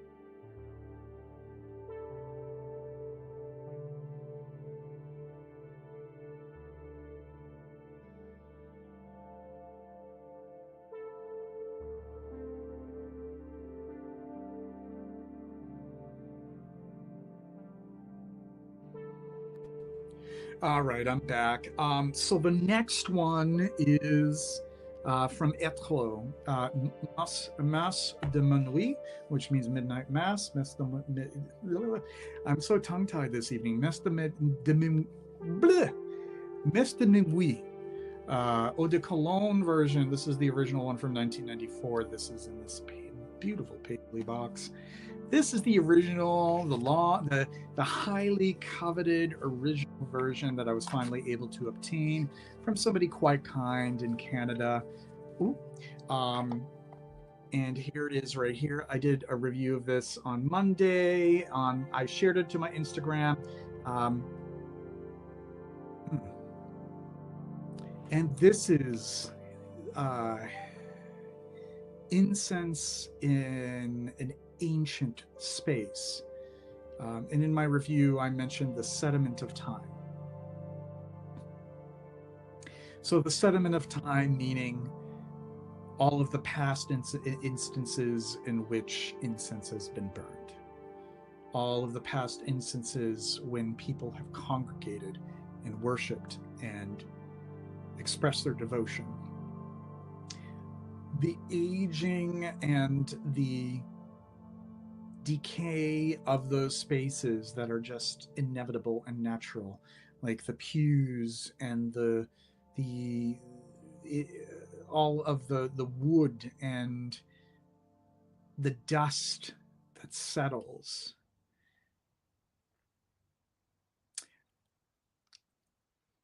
And there is just this really haunting quality to it that I think is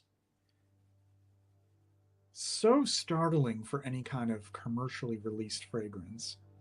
Beautiful. But what's also beautiful is that there is this very sunny disposition that outlines it. This sort of like orange pomander kind of feel, the benzoin, the balsams that are contrasting with this sort of dank, antique, aged, worn, time-worn kind of underline to it. Now, there's also the newer versions of Mas de Minuit, which are beautiful too. And I've been kind of dabbling with this and like layering them. And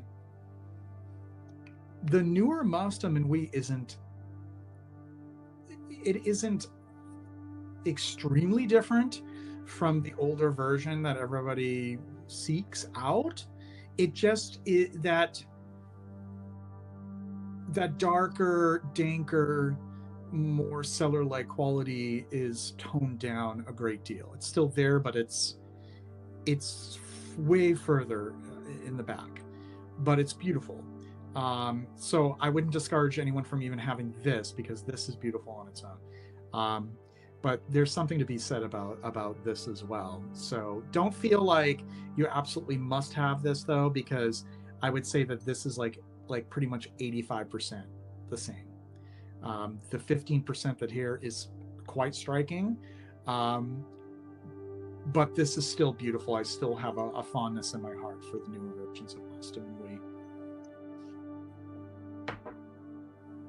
I wanted to let people know that because I didn't want people to think that the only one that mattered was the older version.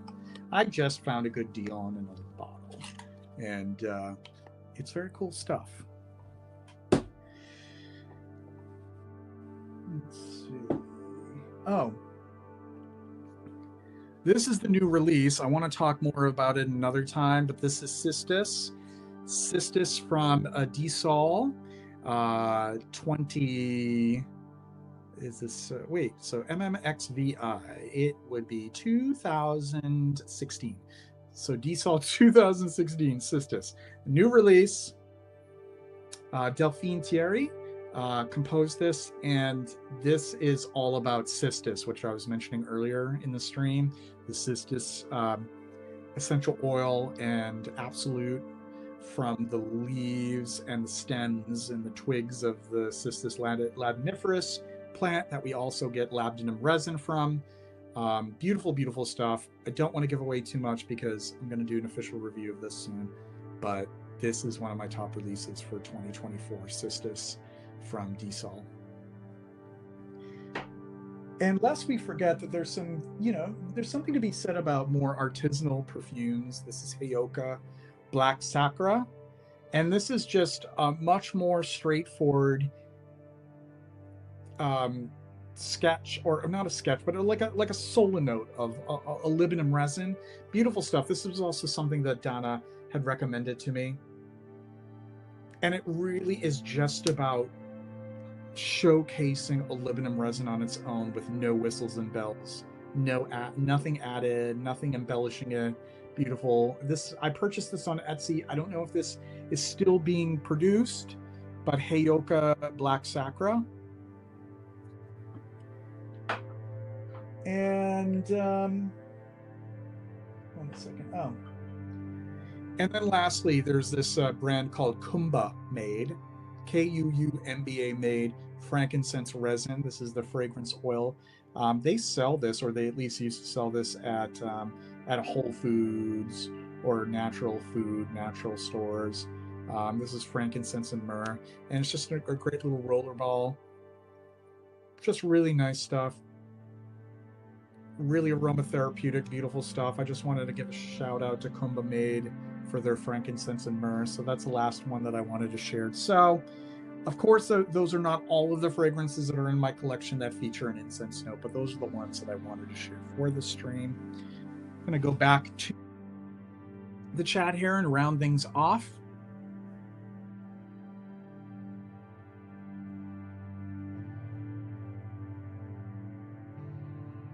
Just want to catch up. Imperidazine, it has a really nice Nag Champa. You're right, Paroli. I didn't even think of that. I own Imperidazine. I actually even made a video devoted to just Imperidazine. And it does have this sort of Nag Champa accord in it. You're absolutely right. And We Are Sentient asks, JJ, do you have any fave actual incense makers or sellers? I'm a big fan of craft incense out of Hawaii. Kanjiten for rare woods. Ooh, I want to explore Kanjiten. I'm not familiar. And more oud-based incenses and sandalwoods. To be honest with you, I'm not too much of a connoisseur when it comes to incense. I like burning incense, but I don't really have any that come to mind now. I do like some incenses that Blackbird actually make. I find their incenses to be quite nice. Shoyedo is a great standby for more affordable kind of Japanese style incense. I have right here actually Sata Aura cleansing backflow dupe cones here. I've been burning those this winter, so that's what I've been burning right now. What are some other incenses? Yeah, you could probably educate me more on some good incense brands. But sometimes I just like to burn just the livinum resin on its own, agar wood chips on their own. I've purchased some from, oh God, the name escapes me, but they produce like a lot of great oud tars. And they sell agar wood chips as well, all different kinds, Siamese, or Thai rather, or Laotian, all different kinds of ouds and agar woods. Pat Lester, I'm not much of an incense fan, but I do enjoy my sample of L'Ophélie. Might get a bottle. Humid walls in a church. Yes, I was referring to, I believe that's when I was discussing Relique de Mort, or was I discussing Mestamin because Mestamin gives that kind of like humid stone walls in a church. Thomas, the Incense and Towers Incense Posé is also great. It's like a heavy bouquet of roses at Mass. Oh, I forgot about the Tower incenses. I love them. I love the Incense and Mestamin by Etro. It's like incense in church pews. Don't forget the greatest, Lapidus Purum, lest we forget. Hello, hello, hello, House of Darling Parfumier. And Regis says, if Amouage Mistman is a subgenre of incense fragrances, then what would that subgenre be called? Good question. Ashy incense. Prin has a few of those. And then Sean mentions, Myths is closer to the ash of incense. In my opinion, I love Myths. And I still haven't mentioned your two faves? Wait, what are your two faves? They weren't any of these? Oh, goodness. Well, I want to know now. Love Personas, Mandavara, florals and incense with ash and amber. I do burn incense. We were just chatting about that a little bit. But like I said, I don't really pretend to be like a connoisseur of incense. It's just whatever I find that I like and I burn it. Oh no, you let it go. No. No, my heart breaks for you. Is Muslim and we similar to CDG Incense Sauvignon? I wouldn't say so. They're the only thing that they have in common is they have incense. They are in incense fragrances, and a libidinum resin is involved in some capacity or another, more so in Avignon.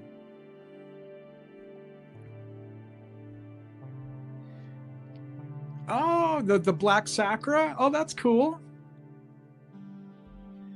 And Duncan says, I was just reading your Bally's review on base notes. You're right. Each spray is a sacrament. Ah, oh wait, you're talking about Bally, the Bally Porom? That one is that's God, that one is so scarce. Like I was lucky to get that bottle. I think that was the only full, like large bottle that non mini regular sized bottle that I'd seen for sale, and I snatched it up. It was like 4 years ago, 3 years ago. Giacomo de Giacomo. Yeah, I'd go for Giacomo de Giacomo. To me, that's more about like the spices and the clove, but it has that incensey feel. Yes, I am a friend. I am friend Shoito. Yeah. 32 people tuned in. This is wonderful. We've already run a little bit over 2 hours. I'm going to be wrapping up things pretty soon, but we're going to do another check of the likes. We're at 54. 6 more will get us to 60. Why don't we try to aim for that? So if you haven't liked the stream yet, please smash that like. Hit that thumbs up. Let's get this to 60 by the end of the stream, by the time I sign off. So, are there some other incense fragrances that I have not shared that you think are worthy of mentioning for this live stream, for this topic, for incenses? Speak up now, because I'm going to be wrapping up pretty soon. And let me check the coffees, see if any other coffees came through. It's okay. I think that was really generous of the anonymous individual and Matt to help me out. Very kind. So, like I said, this is actually the last of the series. Anybody tuned in right now who's been there since pretty much the beginning, have watched most of them live or even in playback since the very beginning, we'll do a recap again. If you haven't watched them, I recommend that you watch them. Started off with sort of like the pilot, which was Time to Spill the Tea. And that was the tea one. Then the next one was leather. And then I did amber. And then I did tobacco. And then I did animalics. Then I did rose. And violet and iris. Fougères. Chypres. Aromatics, including herbs and spices. Woods. And this is the final one, guys. Incense. There's not going to be any more. There's some others that I maybe could have explored. I could have done florals. I could have done one devoted to just jasmine. But I feel like this was a good time to end its run. You know, these are kind of tough for me to put together. But it's been a blast. It's been really fun doing these. And now I have a whole archive of them that people can watch. So yeah, it's been great. It was a great experiment. This whole YouTube channel has been a great experiment for me, and I've learned a lot. I've learned a lot about what it means to be a YouTuber and what that entails, and some of the things that I was on board for and other things I wasn't really quite on board for. I'm glad it never turned into something that was bigger than what I wanted it to be, that it was more than what I could handle. I feel like people who have tuned into my channel seem to really genuinely care about this subject of perfume, that they're not looking for things that I can't offer, or I refuse to talk about, that that we're sort of on the same page for the most part. And I think that's been great. Yeah. And from the very beginning, I've chosen to go against the grain of what's expected about a YouTube perfume channel, and it's been fun. But it is it's important for me to scale things back now. So what you're going to be seeing moving forward are videos that are much more occasional. Videos are much more time intensive even than the live streams actually. So I don't know exactly when I'll be doing another video. If I have the energy, and I can't guarantee it, maybe I'll do a video that is devoted to my top fragrances of 2024. Effluvium is going to continue here until May. So there's going to be several episodes coming up. We have Gabe Oppenheim coming back next week. Some returning guests who are coming up. Let me look at the lineup here. I'll let you guys know who I have coming up here. Let's see. Got to look at the schedule here. So Gabe is next week on the 2nd of January. Rachel will be coming back for a quarterly live with Rachel and JJ in the middle of January. January 18th, Rafi. If people are familiar with Rafi Bassclef from here on YouTube, he's going to be with me on the 18th. Hermano Pico. He's a contributor to Sauf Le Bon, great writer of perfume, great mind.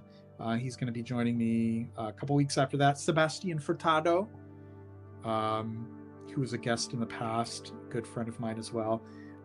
Impeccable taste in perfume. He's going to be joining me. Dimitri from Perth, Australia. He was a guest on the first season of Effluvium. He'll be returning. And then from March through May, I will eventually be booking other guests. And then that will be it for Effluvium after 3 years. It's interesting the way that it's evolved and what it's come to be. And it will be interesting to see what I do with that nameplate of Effluvium, what I'll do with it, where I will go with it. It is likely it will end up being somewhere within the Substack that I'll be doing. And then after that, after May, this channel will pretty much be just like occasional videos here and there when I have the time, and maybe the occasional live stream if it makes sense. But I don't really have the time or the energy to invest in this as much as I hoped I would in 2022 when I started. So I'm very thankful for all of you who stuck by from the very beginning, who chose to stick by me regardless of other people who wanted to try to smear me or make me out to be a horrible person. I totally take ownership for having conflicts with other people in this perfume community, and I know that I could have handled things a lot better. It's just, it's unfortunate that things happen the way they do, and many of you know what I'm referring to in the past, and I'm at peace with that. It's like no harm, I've moved on. Like, I wish those people the best. It's unfortunate that people continue to be antagonistic when there really is no reason to be. It's enough time has passed where I realized the error of my ways. So I'm not going to hold my breath to find out if they've figured out that maybe they have had some things that I've said and done that were worth challenging or criticizing. So it's okay. Some people have decided I'm not their cup of tea, and I've been okay with that as well. But I think that where I feel most comfortable is in the realm of writing and doing this on more an occasional basis. So those are the reasons why I'm going to be kind of slowing things down, winding things down. The channel will still be around. It's not ending. It will just not be, the content will not be as frequent after the spring. So I'm going to take a look at the chats here. Andy T, only just joined, has Adorim by name been mentioned yet? It's a new favorite of mine. It had been mentioned. I'm not familiar with it. I should be familiar with it. Enough people have recommended it to me. I should just pick it up. It's cheap enough. But yeah, it seems like something I should really check out. It's rather surprising how long we can jaw about smelly water. I know, right? People said it couldn't be done. People have said that you have to end up veering into other topics. Talk about things that are absolutely not related to perfume in order for people to remain, in order for you to keep a captive audience. And I proved people wrong. Maybe it's hard to retain audiences time and time again. But this is testament to the fact that people will be willing to talk about or listen about perfume for a good, 2 hours or so.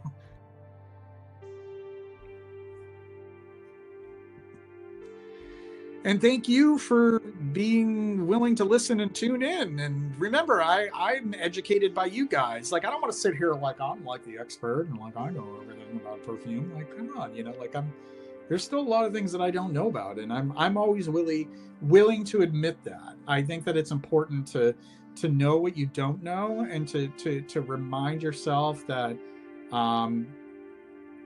that there's always opportunities to learn, even when it comes to our favorite hobbies, and that our opinions can change. We might think that certain perfume is, inferior or not as good a quality, and then we may learn to respect it. Hey, listen, I'm on Instagram right now, and I'm reviewing Jovan fragrances because I find that there are things to be said. There's a lot of beauty that can be found in fragrances that were lower market, those were the fragrances that were available to the masses. That formed the culture of the time. That it wasn't all about who could afford a Chanel or who could afford a Dior or who could afford a Guerlain.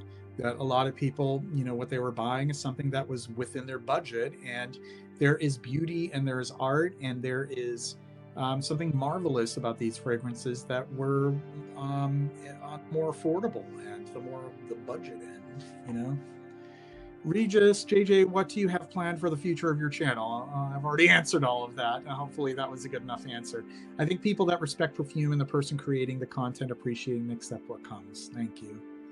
It has been great, and I've really appreciated you being an admin, a moderator here with your wrench when you can be here live. It's been really meaningful to me that you volunteered to do that. I'm happy your channel didn't draw any drama or noise. Oh, come on. Yeah, no. That, I just I had to get away from that because that was sullying my reputation. Like, I wanted people to take me a little bit more seriously, that I wasn't just some bonehead who was messing around. And I'm glad that it was kind of a distraction from when I needed it at a certain time when I was going through a lot. And yeah, I'm glad that that's kind of in the rear view now. I'll just leave it at that. Sebastian Furtado, you're familiar? Oriceros? He's great. He's great. Look up for those who aren't familiar with him, look up his channel. Yeah, he is a YouTube channel that I recommend without any reservation at all. Very honest, authentic, thoughtful, insightful, charming. He's great.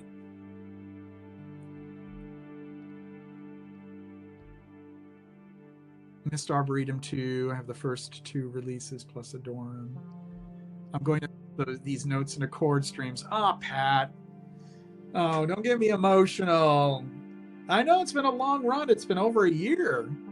But it's been really fun. It's been fun to do this. An oracle, Sebastian Furtado, an oracle? I hope you guys are not confusing him with Sebastian Jara of the perfume guy.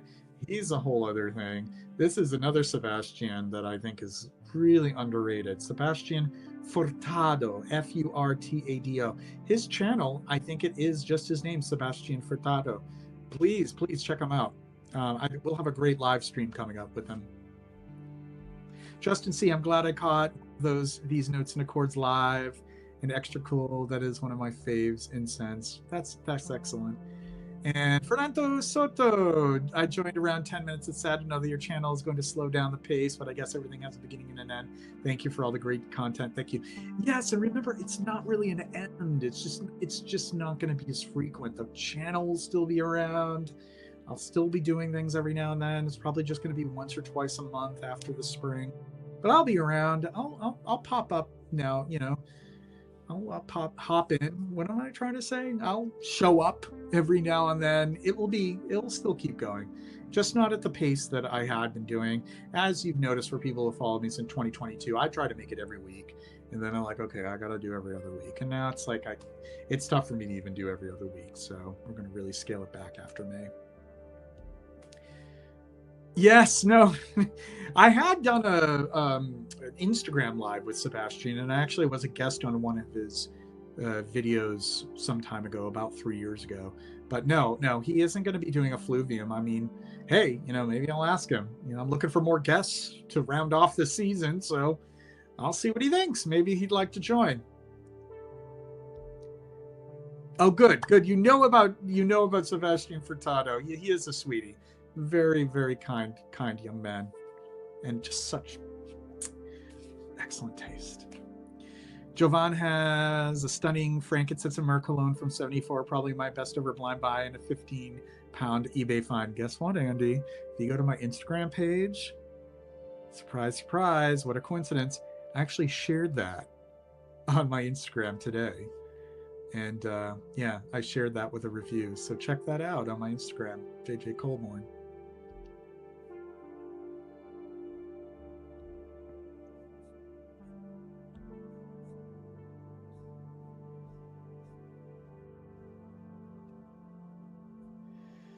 So it's at 9:23. We've ran for 2 minutes and 22, 2 minutes, 2 hours and 22 minutes. So does anybody have any closing thoughts? I think I pretty much did all of my closing thoughts. 26 people who are still tuned in, even almost 2.5 hours later. That's awesome. Let's see.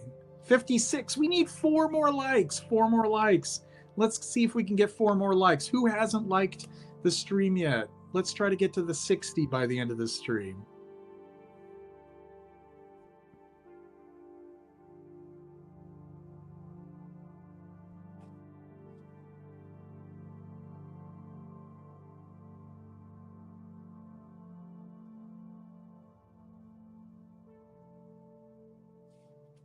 There's still time to also buy a coffee. You can just buy one. It's just $5.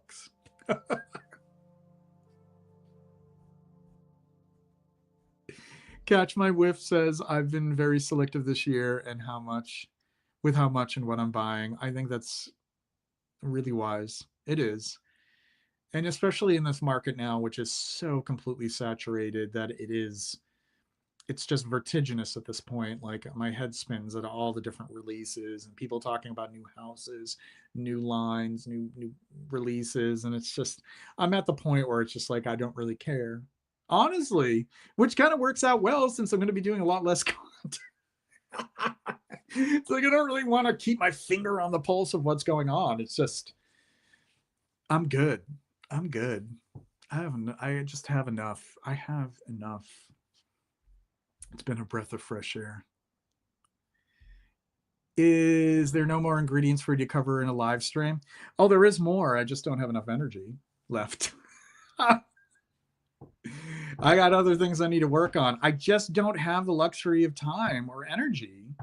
I, my full-time job demands a lot out of me, and I want to grow in my career, and it's just hard to manage a YouTube channel. And like I've said many times before, like I can't sustain, like I can't. It's not like I make money off of this. It's for the love of it, but it does involve a lot of time and commitment.